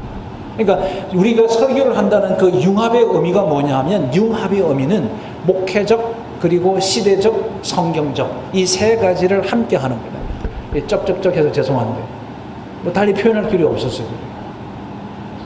성경, 시대, 목양 세 개가 결합된 설교를 하라는 거예요.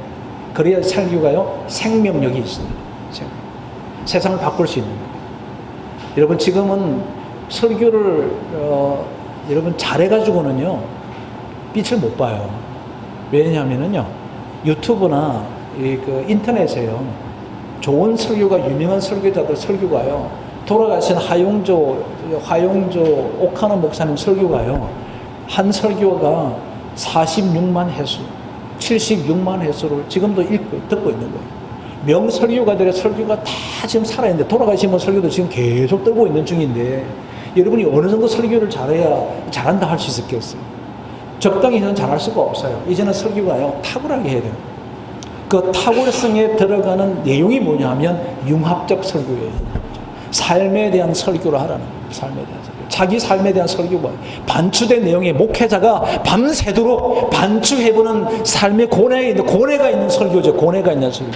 이 설교를 교인들이 들어야 삶의 변화가 일어나거든요. 고뇌하라는 거죠. 만약에 제가 여러분 독서를 제가 하지 않는 상태에 여러분이 이야기하면 힘이 없는 거예요. 지도자는요, 독서는 선택이 아니에요. 독서는 필수예요. 식사과 똑같아요. 만약에 책을 못 읽겠다면 지도자가 포기해야 되는 거예요. 지도자가 포기해야 되는 거예요. 나는 책을 못 읽겠다. 설교 안 하셔야 되는 거예요. 그분은요, 신뢰가 안 되는 거예요. 왜 신뢰가 안 되느냐? 삶이 뭔지를 모르니까. 시대가 지금 어떻게 뭘 요구하고 있는지 전혀 모르시는 거라. 책은요, 미리 이것에 대해서 고민을 잔뜩 한 사람들이 논리적으로 설명한 거거든.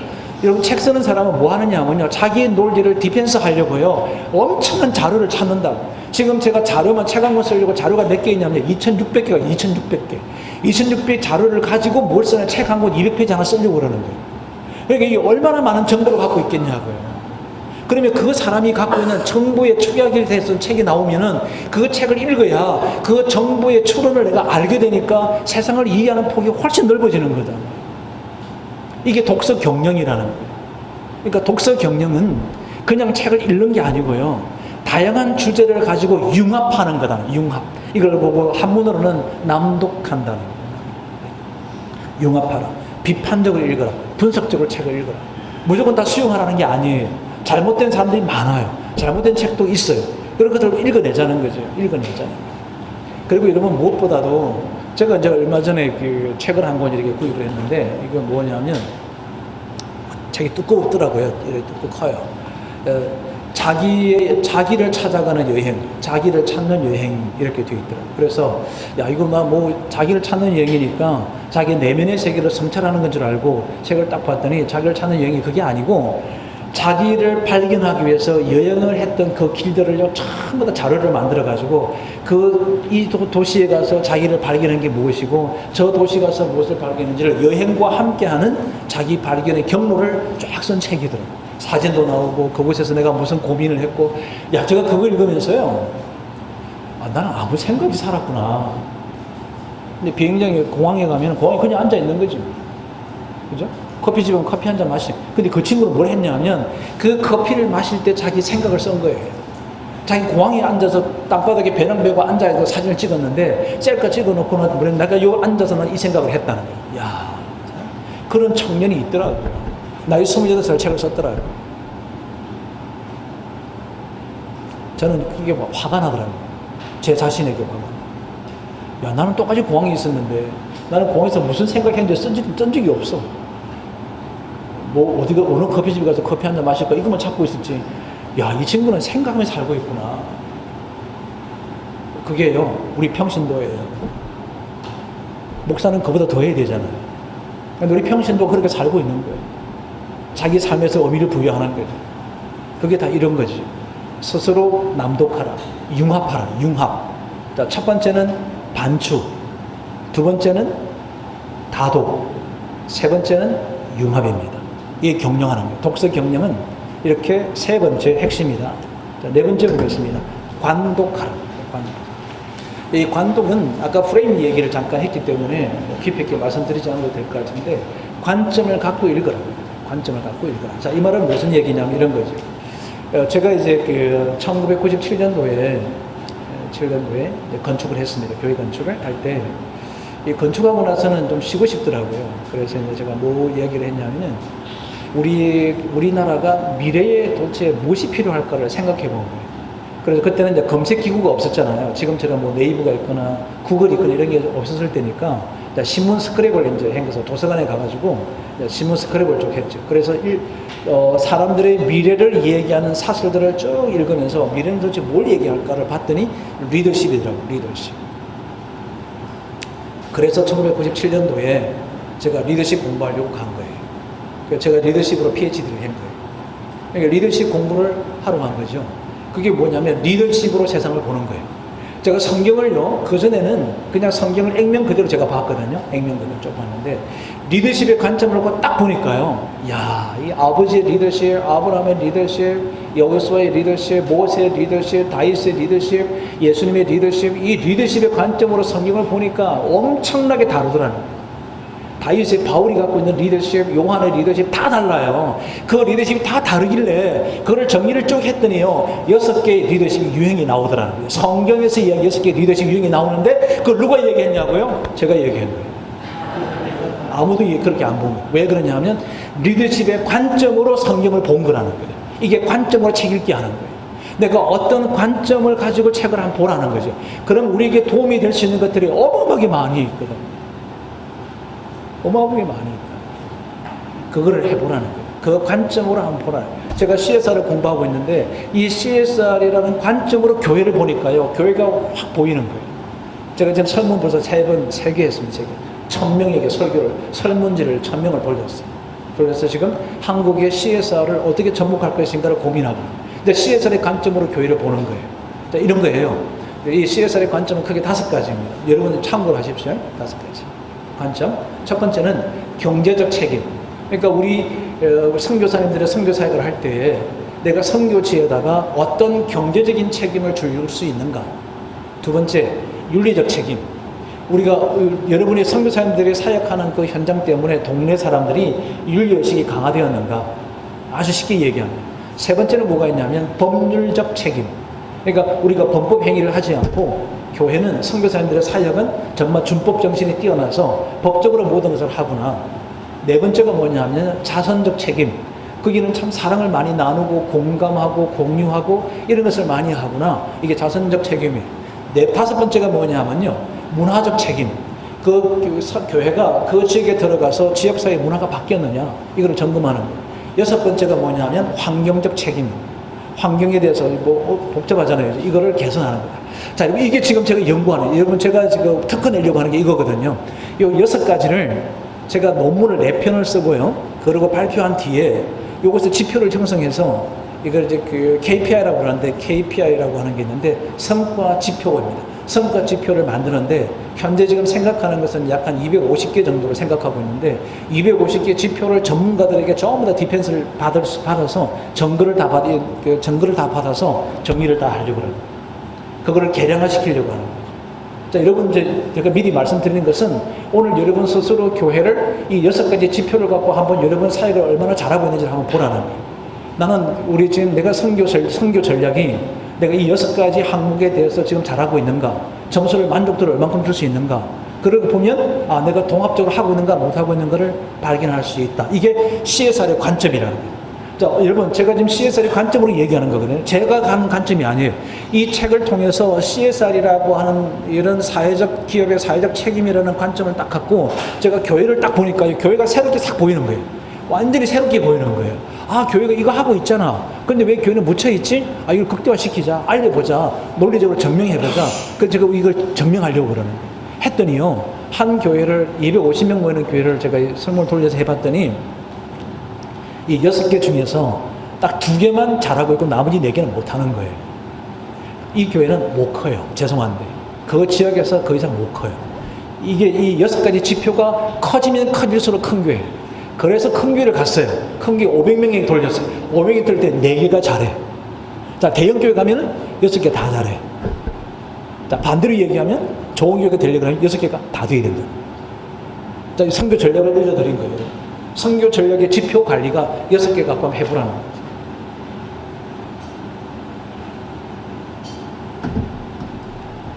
이건 잠은 침대에서 자는 거, 집에서 자는 건데. 가치관 전환 책 읽기는 제가 서론 부분에서 여러분에게 좀 강력하게 말씀을 드려서 더 구체적인 설명을 하지 않겠습니다. 가치관 전환을 하라는 거죠. 우리 잠깐 쉬었다가요. 마지막 한 30분만 임팩트하고 공부합시다. 질문을 쉴 때 하셔도 됩니다. 좀 복습 해야 되겠죠? 복습은 하겠습니다. 독서 경영의 핵심은요. 가장 먼저는 자기를 관초해보라. 자기를 먼저 읽어라. 그런 거고요. 그 다음에 많이 좀 읽어라. 근데 그냥 막 덮어놓고 읽으면 안 되고요. 주제에 따라서 좀 많이 다독을 하라. 융합으로 읽어라. 융합적으로 읽도록 하라. 여기 보면 뭐 음식도 포함되어 있습니다. 뭐 음식이나 여행이나 종합적으로 해서 융합을 해나가도록 하면 좋겠다. 관독하라. 이 관독은 어떤 관점을 갖고 읽는 거죠. 뭐 리더십이나 자기 개발이든 역사적인 측면이든 철학적 측면이든 가치관에 관련되는 거든 이런 것들을 좀 함께 읽어보라.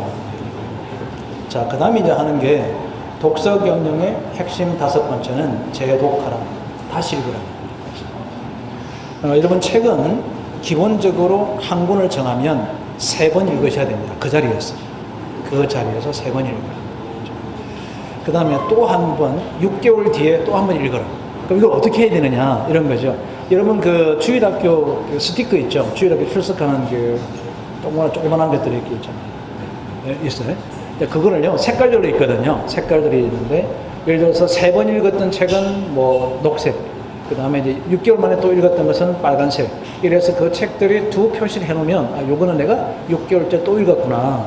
그러면 3번 읽었고 또 한 번 읽었던 책이니까 괜찮은 책이잖아요. 그러면 아, 요거 책은 내가 자주 읽었으면 좋겠다라고 하는 책은 그 자기 별도 책장을 만들어다가 거기다가 쭉 이렇게 정리해 두는 거죠. 거기는 이럴 때 읽는 거예요. 휴가 기간이나 어떤 특별하게 뭐 비행기를 오랫동안 타고 갈 때나 이럴 때는 다시 읽어야 될 책 이런 것을 한 2권 들고 가는 시간 봐서 이렇게 읽으시면 되는 거죠. 그렇게 하라는 거죠. 제가 이걸 어디서 힌트를 얻었냐 하면 그 웨런 위어스비 목사님이 그 이번에 그 김해에서 읽게 되는 목자라는 책이 있습니다. 목자라는 책인데 아주 얇은 책이에요. 근데 이 책을 이번에 추천을 하면서 뭐라고 써놨냐면은 내가 항상 다시 읽고 싶은 책 중에 한 권을 추천하는 거예요. 그래서 그분이 자기는 다시 읽을 책들을 별도로 서재에 꽂아두고 관리하고 경영하고 있다는 거예요. 그 힌트를 얻은 거죠. 아, 그래, 이렇게 해야 되겠구나. 그래서 제가 책 뒷면에다가 제 책상의 뒤쪽에 있는 책꽂이에다가는 제가 다시 읽어야 될 책들만 쭉 이렇게 꽂아놨습니다. 그게 한 100여 권 가까이 이렇게 되는데 또 읽고 싶은 거죠. 얼마 전에 또 한 번 꺼내서 읽었던 책. 아까 들고 있는 책은 제가 100번 읽으려고 아주 결심하고 막 선포해놓고 지금 읽고 있는 중입니다. 목자. 그분이 추천하는 정말 좋은 책이에요.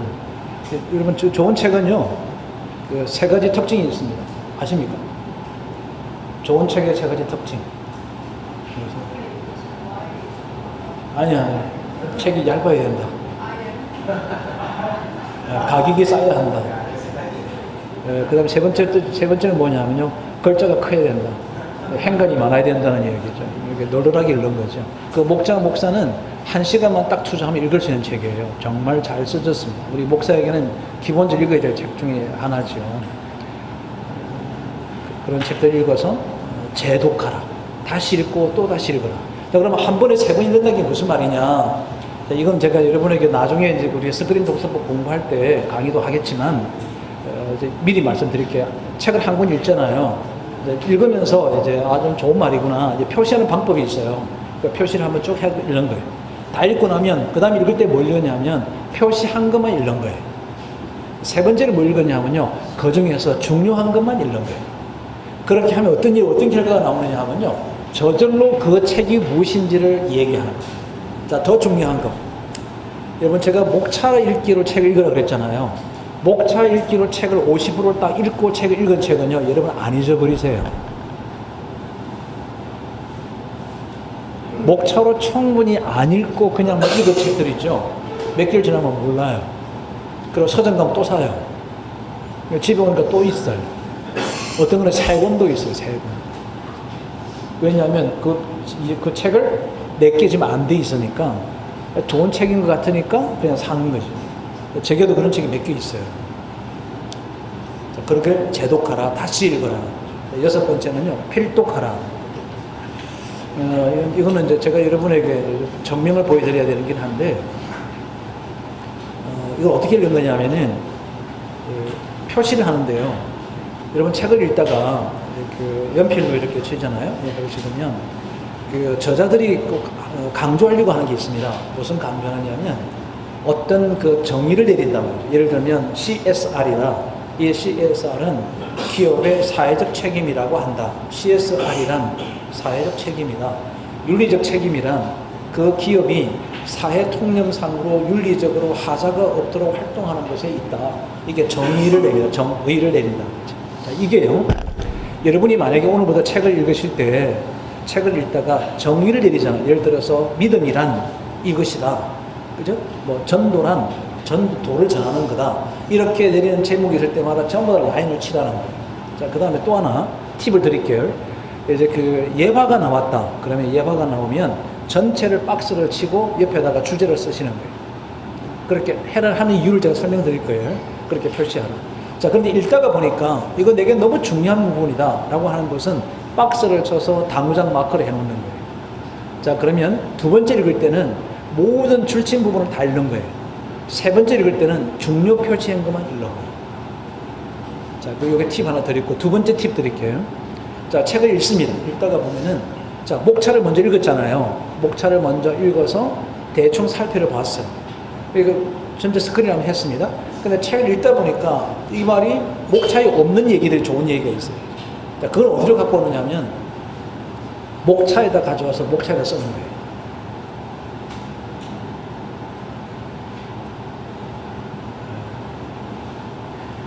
여기 중간만 지금 이해가 안 되고 있어요.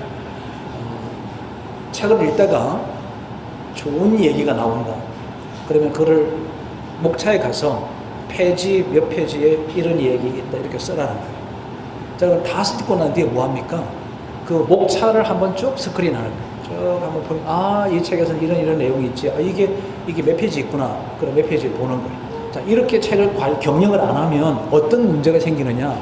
아, 내가 무슨 책을 읽었는데 이런 얘기 있었는데 도대체 어디 있는지 모르겠다. 30분 날리는 거예요, 30분. 그런데 오늘 책에 보니까, 책 목차에 보니까 여기에다가 이 부분에 대해서 정의가 되어 있다. 써져 있다. 그리고 바로 들어가면 그 페이지 넘기고 나오는 거죠. 자, 누가 강의 요청을 해서 갑자기 목사님이 저보고 우리 필리핀 올 때 우리 교회 와서 한번 강의 좀 해달라고. 무슨 강의 할까요? 그거 지난번에 얘기하다 보니까 리더십에 대해서 좀 하시라고. 그러면 제가 뭘 하느냐 하면 리더십에 관련되는 책을 하나 딱 뽑으면 딱 펼치면 목차에 다 써져 있습니다. 그럼 목차를 보고 복사를 해서 딱 가지고 그냥 오면 돼요. 제 강의록이.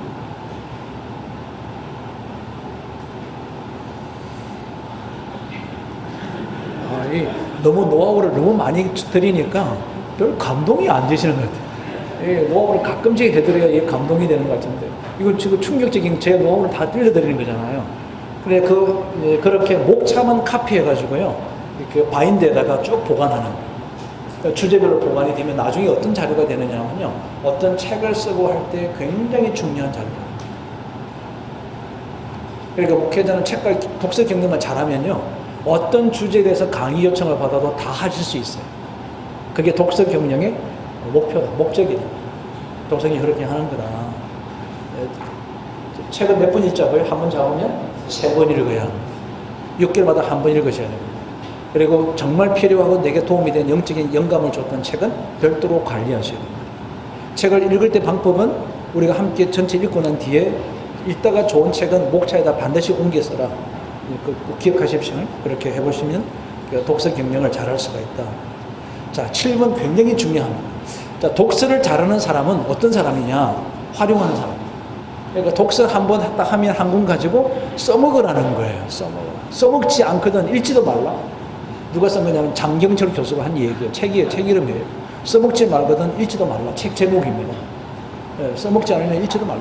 그러니까 실제로 책을 한 권 읽으면 반드시 활용하라는 거죠. 100% 활용하라.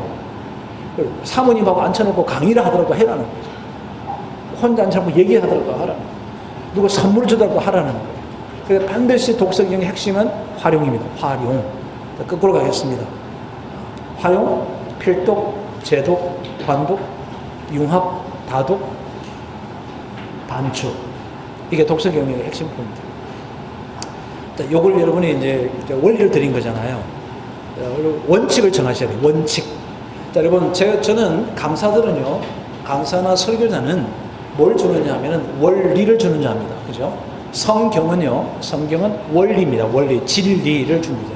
진리의 원리를 준 거거든요. 그러면 삶의 변화는 어떻게 일어나느냐 하면 원칙을 가진 자가 삶의 변화가 일어나는 거예요. 삶의 변화가 일어난다. 자, 봅시다. 원칙은 뭐냐면요. 반드시 수치를 써라는 거죠. 수치를 써라. 자, 반추합니다. 책을 읽었습니다. 그러면 책을 적어도 한 권 읽으면 이렇게 여기다 이 페이지에다 뭐라 쓰셔야 되느냐면 이렇게 원칙을 쓰는 거죠. 책 한 권에서 단 한 가지 이상이라도 나에게 적용한다. 수치를 1을 써라. 1. 한 가지라도 나에게 적용한다. 이렇게 쓰는 거. 이게 원칙이에요. 원칙. 자, 그 다음에 만읽기, 주제에 따라서 이렇게 도서 환경 만들기.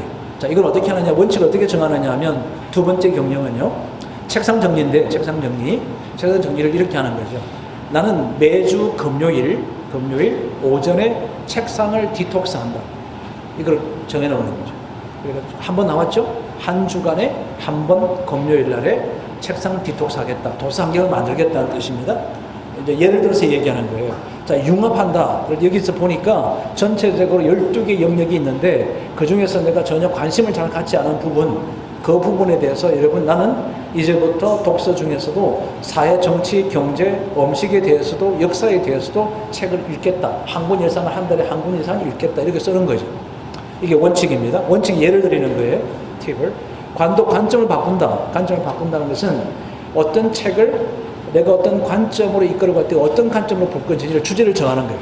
내가 이달의 관점, 리더십, 이달의 관점, 영성, 이달의 관점, 기도 이런 측면을 가지고 책을 전체를 한번 보겠다.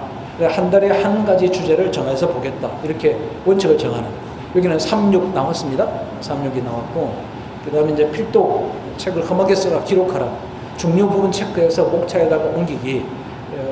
여러분 그거 안 될까요? 제가 우리 독서법을 강의하는데 3번 참석하신 목사님이 계세요. 통합청 목사님이신데 3번 참석하셔서 이분은 하루에 책을 3권 읽어요. 3권.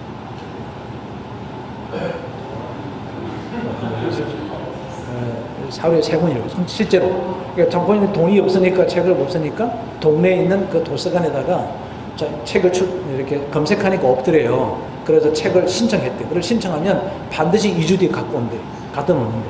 그래서 자기는 공짜로 책 읽는 거예요. 어떻게 읽느냐면 가르친 대로 읽습니다. 가서 A4 용지에다가 목차를 다 옮겨 쓰는 거예요. 써서 거기다가 뒤에 읽었던 책을 페이지에서 또 옮기죠. 아예 그냥 한 권 읽고 나서 거기서 강의로 만들어서 갖고 나오는 거예요. 제가 볼 때 우리 선교사님들 할 수 있을 것 같은데. 아침에만 좀 일찍 일어나면. 그리고 우리 사모님들이 이렇게 하면 되지. 책 한 권 안 읽으면 나는 오늘부터 밥 안 준다. 뭐 이런 거 있잖아. 뭐 알아서 먹든지 그냥 알아서 먹든지 나는 밥을 주지 않겠다 말이지. 뭐 이러면 이제 뭐 굶든지 해먹든지 그럴 거 아니에요. 뭐 나에게는 유익한 거지 뭐, 그죠? 책 읽어서 영적으로 지식으로 좋아지는 거고. 뭐 그런 결의를 좀 보였을 정도로 독서에 좀 관심을 가지면 좋겠다. 내가 책을 한 권 읽으면 나는 반드시 한 번 이상은 내가 활용하겠다. 이게 개인을 앉혀놓고 강의를 하든 개인을 앉혀놓고 얘기를 하든 뭐라든 간에 한 번 이상은 반드시 활용하겠다. 이런 게 원칙입니다. 여러분 그 리더십에 있어서 그 사람이 바뀌지 않는다 그러거든요. 바뀌지 않는 이유는 진리를 몰라서 그런 게 아니고요. 이 진리가요 행동화될 때까지 뭐가 빠졌냐 하면은 습관이 빠진 거예요. 그러니까 진리의 습관화가 돼야 되거든요. 그러니까 습관은 뭐가 필요하냐면 훈련이 필요한데요. 이 훈련은 반복입니다. 반복.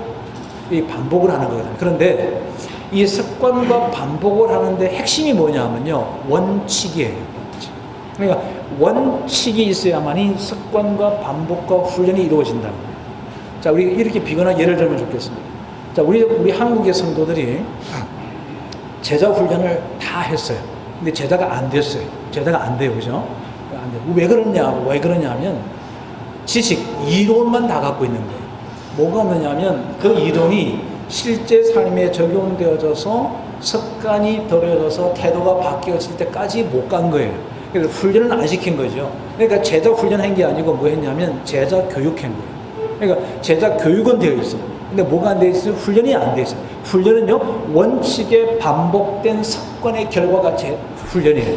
그게 제자예요. 제자 훈련은 원칙 훈련이에요. 원칙. 우리 목사님들이 많은 분들이 세미나 참석을 수도 없이 했습니다.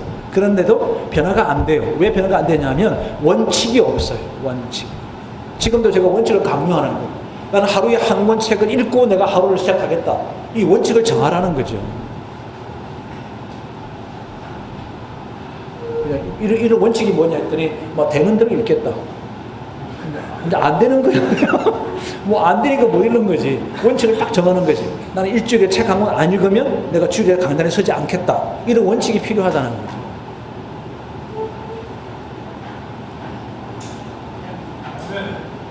여러분 제가 리더십 공부했다고 그랬잖아요. 리더십 공부하면서 훈련을 많이 받았거든요. 리더십 훈련 학교, 리더십 캠프 막 다니면서 이렇게 보니까 전부 다 이 원칙 훈련입니다. 원칙. 이거 하셔요. 자, 이론서와 경건서적의 활용도. 자, 여러분 이게 보면 일반 서적이 3이고 경건서적이 하나예요. 그러면 4권의 책을 산다 그러면 여러분 앞으로 일반 서적을 3권 사고 경건서적을 하나만 사요. 그 정도로 실제 실무하고 있는 실제 사역을 하고 있는 목회자들은 실용서를 많이 읽어야 된다. 그래야 실제적인 삶의 적용을 도와줄 수 있어서 그렇다. 저는 독서법을 2권 공부하면 한 권은 경건서적, 한 권은 일반서적. 3권을 하게 되면 한 권은 경건서적, 2권은 일반서적. 비율이 그랬습니다. 그걸 읽히는 거죠. 세상을 이해하자는 거죠. 왜냐하면 성도들은 세상에서의 삶이 95%예요. 5%가 교회에서 살아요. 그럼 목사는 뭐예요? 목사는 95%가 교회에 있어요. 자, 그러니까 교회니까 목사는 목사 얘기만 하고 있는 거예요. 성도는 아무런 느낌이 없어. 5%밖에 안 사니까.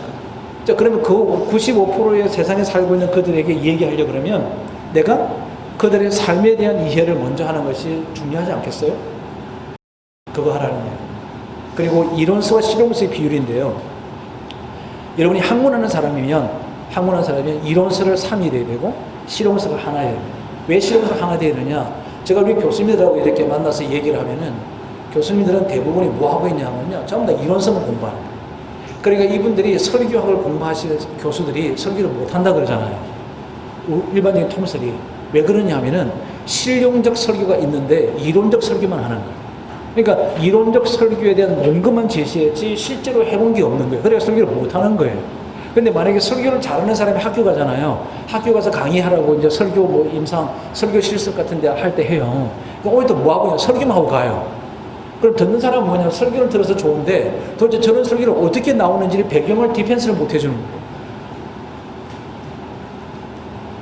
우리는 융합이잖아요, 융합. 이론과 실무를 같이 하자.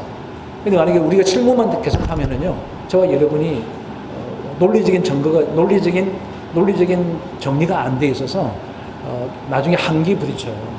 그래서 이론서와 실용서의 구분을 해서 1대3의 비율로 갔으면 좋겠다. 하는 거지. 저 검연 사항입니다. 검연 사항. 자, 그래서 오늘 쭉 이제 정리해가면서 결론을 가겠습니다. 학습은요, 책을 통해서 학습하라. 이제 여러분 세미나 들을 때가, 저는 여러분 보시다시피 프로그램을 소개하는 목사가 아니에요. 저희 연구소는 프로그램이 한 개도 없습니다. 제가 하는 연구소 사역은 동기부여입니다. 동기부여. 그래서 저는 동기부여 강사입니다. 여러분에게 지금 오늘 뭐하러 왔냐면 독서, 경영, 동기부여하러 와요. 여러분이 동기부여를 하라. 그런데 동기부여의 핵심이 뭐냐면 책은 책으로 여러분이 학습하시는 거예요. 세미나 가는 시간 갖고요. 학습하십시오. 우리 탁월한 강사들이 우리 필리핀 참 많이 오시더라고요.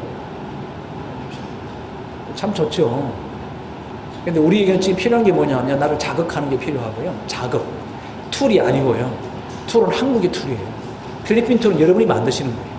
그래서 여러분은 뭘 배우게 되느냐 하면 실용적인 원리가 무엇인지를 배우셔서 필리핀에 맞게끔 이것을 재해석해내서 여기 여러분이 맞게끔 툴을 개발하시는 거예요. 그게 목사는 연구하는 사람이에요. 목사는 여러분 가지고 와서 뭐 D12 한다, D12 가져와 그대로 이식하는 게 아니라고. 요즘 중에 D12 하시는 분 계시죠? 죄송해요. 여러분이 이렇게 여러분 중에서 D12를 잘하고 싶으시면요, 여러분이 담임 목회하지 말고 김성국 목사한테 교회를 딱 드리면 그분이 와서 하면 제일 잘해요. 그러니까 무슨 얘기냐면 어떤 프로그램은 여러분을 절대로 건강하게 못한다는 거예요. 여러분을 건강하게 하는 방법은 그분이 갖고 있는 원리를 배우라는 거지. D12의 원리가 뭐냐? 이 원리를 필리핀의 현장에다가 적용하는 것은 여러분이 하시는 거예요.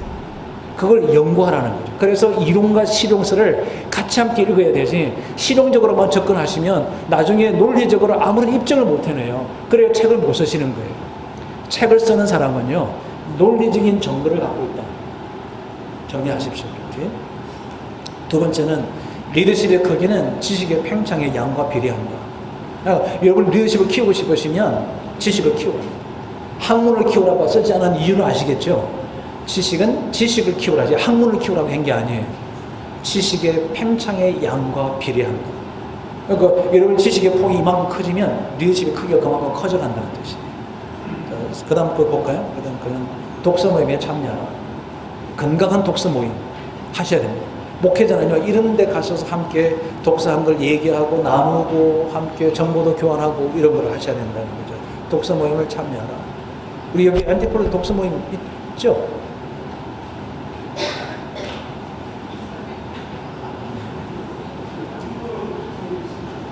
그래요. 독서 모임을 잘 하셨으면 좋겠고요. 제가 지도에 도와드릴 수는 있거든요. 우리 남쪽에 지금 하고 계신데 독서 모임에 참여해라. 자, 독서는 가장 탁월한 자녀 교육이다. 그냥 독서하는 것 자체가 탁월한 자녀 교육이라는 거예요. 이거는 뭐 입증할 수 있는 간증들이 굉장히 많이 있는데요. 그냥 아빠가 책 읽는 거예요. 독서하고 책 읽고, 책으로 나오고. 오늘 내가 읽었던 책이 이런 거 있는데, 저희 식구는 이제, 저희 가끔 만나요. 공항에서 만날 때는 없지만, 이렇게 지나가다 보면, 아는 여자가 지나가더라고요.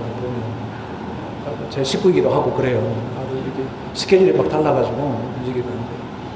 근데 앉아서 우리가 대화를 할 때 무슨 얘기를 많이 하느냐면, 제가 읽었던 책, 식구가 읽었던 책들을 함께 나누는 시간들이 훨씬 많죠. 주로 이제 제가 깨달은 점, 관점 바뀐 거, 내가 이런 관점으로 이분이 이렇게 보는데, 내가 예전에 관점이 이랬었다, 이렇게 좀 본 것 같아, 이렇게 이제 얘기하는 거죠. 근데 이를 자녀들과 교육하고 자녀들과 얘기하는 게 참 좋죠. 제가 책을 읽다가요, 우리 애들이 너무 좋다고 생각들면요, 저는 책을 4권 사요, 4권.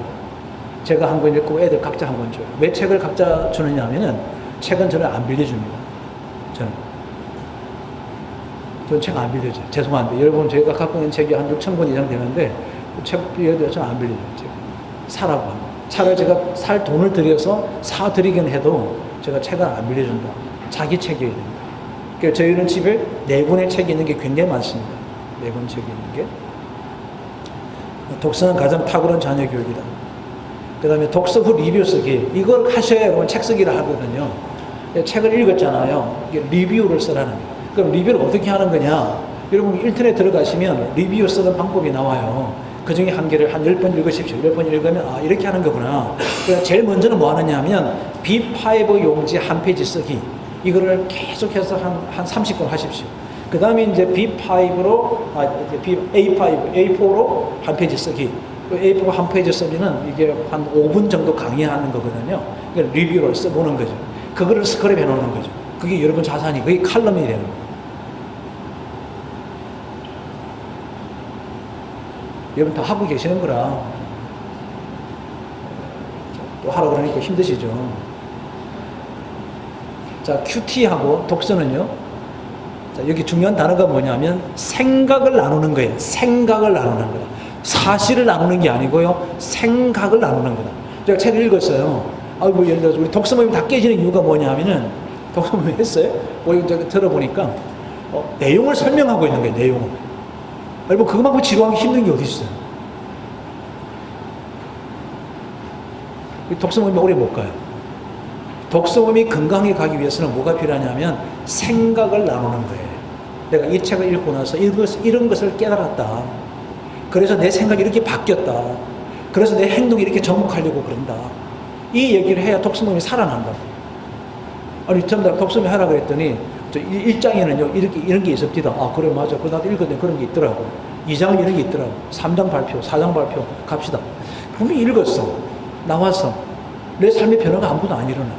사람은요 자기 삶의 변화가 일어나는 곳에 자기 몸을 두게 돼 있거든요. 그러므로 독서의 핵심은 생각 나누기다. 이거 꼭 염두에 두시면 되겠습니다. 자, 인생은요 인생의 부유함은 독서를 통해서 부유해집니다. 저는 이렇게 확신하고 있습니다. 이게 의미 있는 인생이니까 그렇죠. 독서를 함께 나누잖아요. 자, 이거 다시 한번 이제 하겠습니다. 앞부분에 있었어요. 자, 독서의 1수준 기초적인 책 읽기 한다. 스크린 하는 거예요. 자, 두 번째는 살펴보기다. 복습합니다. 기초적인 책 읽기란 그 책의 서론과 목차로 50에서 70% 읽어라. 이게 기초적인 책 읽기다. 살펴보기는 그 저자가 강조하고자 하는 것들에 대해서나 또 혹은 내가 관심 있는 부분들에 대해서 다시 그 부분을 먼저 읽는다. 앞에부터 읽는 게 아니라 그 부분을 먼저 읽는다. 자, 분석하면 책 읽기는 이 책이 어떻게 논리와 실용과 동기부여가 어떻게 편성이 되어 있는가 이것을 해석해라. 그게 why와 how와 what 이 세 가지를 분석하며 읽어라. 마지막은 통합적 통전적으로 읽어라. 여러 가지의 사건을 함께 조합하라, 융합하라. 이 영성과 세상과를 조합하고 그들의 교인들의 관심, 심리와 기독교의 어떤 진리의 말씀과를 결합하는 이런 통합적으로 책 읽기를 해야 한다는 거죠. 이게 이제 스크린 독서법이에요. 제가 우리 이사장님 보고 잠깐 쉬는 시간에 우리 안티폴로에서 우리 스크린 독서법 한번 세미나 했으면 좋겠습니다. 그래서 한번 추진해 주십시오. 라고 말씀을 드렸는데 다음 주에 이제 김해 기독교 연합회 초청을 제가 받아서 목사님들에게 이제 스크린 독서법 강의하러 갑니다. 이 밑에 보시면 강의료가요, 5만 원이거든요. 제가 이거는요, MOU를 했습니다. 김해 기독교 연합회하고 MOU 해서 5만 원이고요. 실제로 지금 우리 본부에서는 얼마나냐면 10만 원에 하고 있습니다.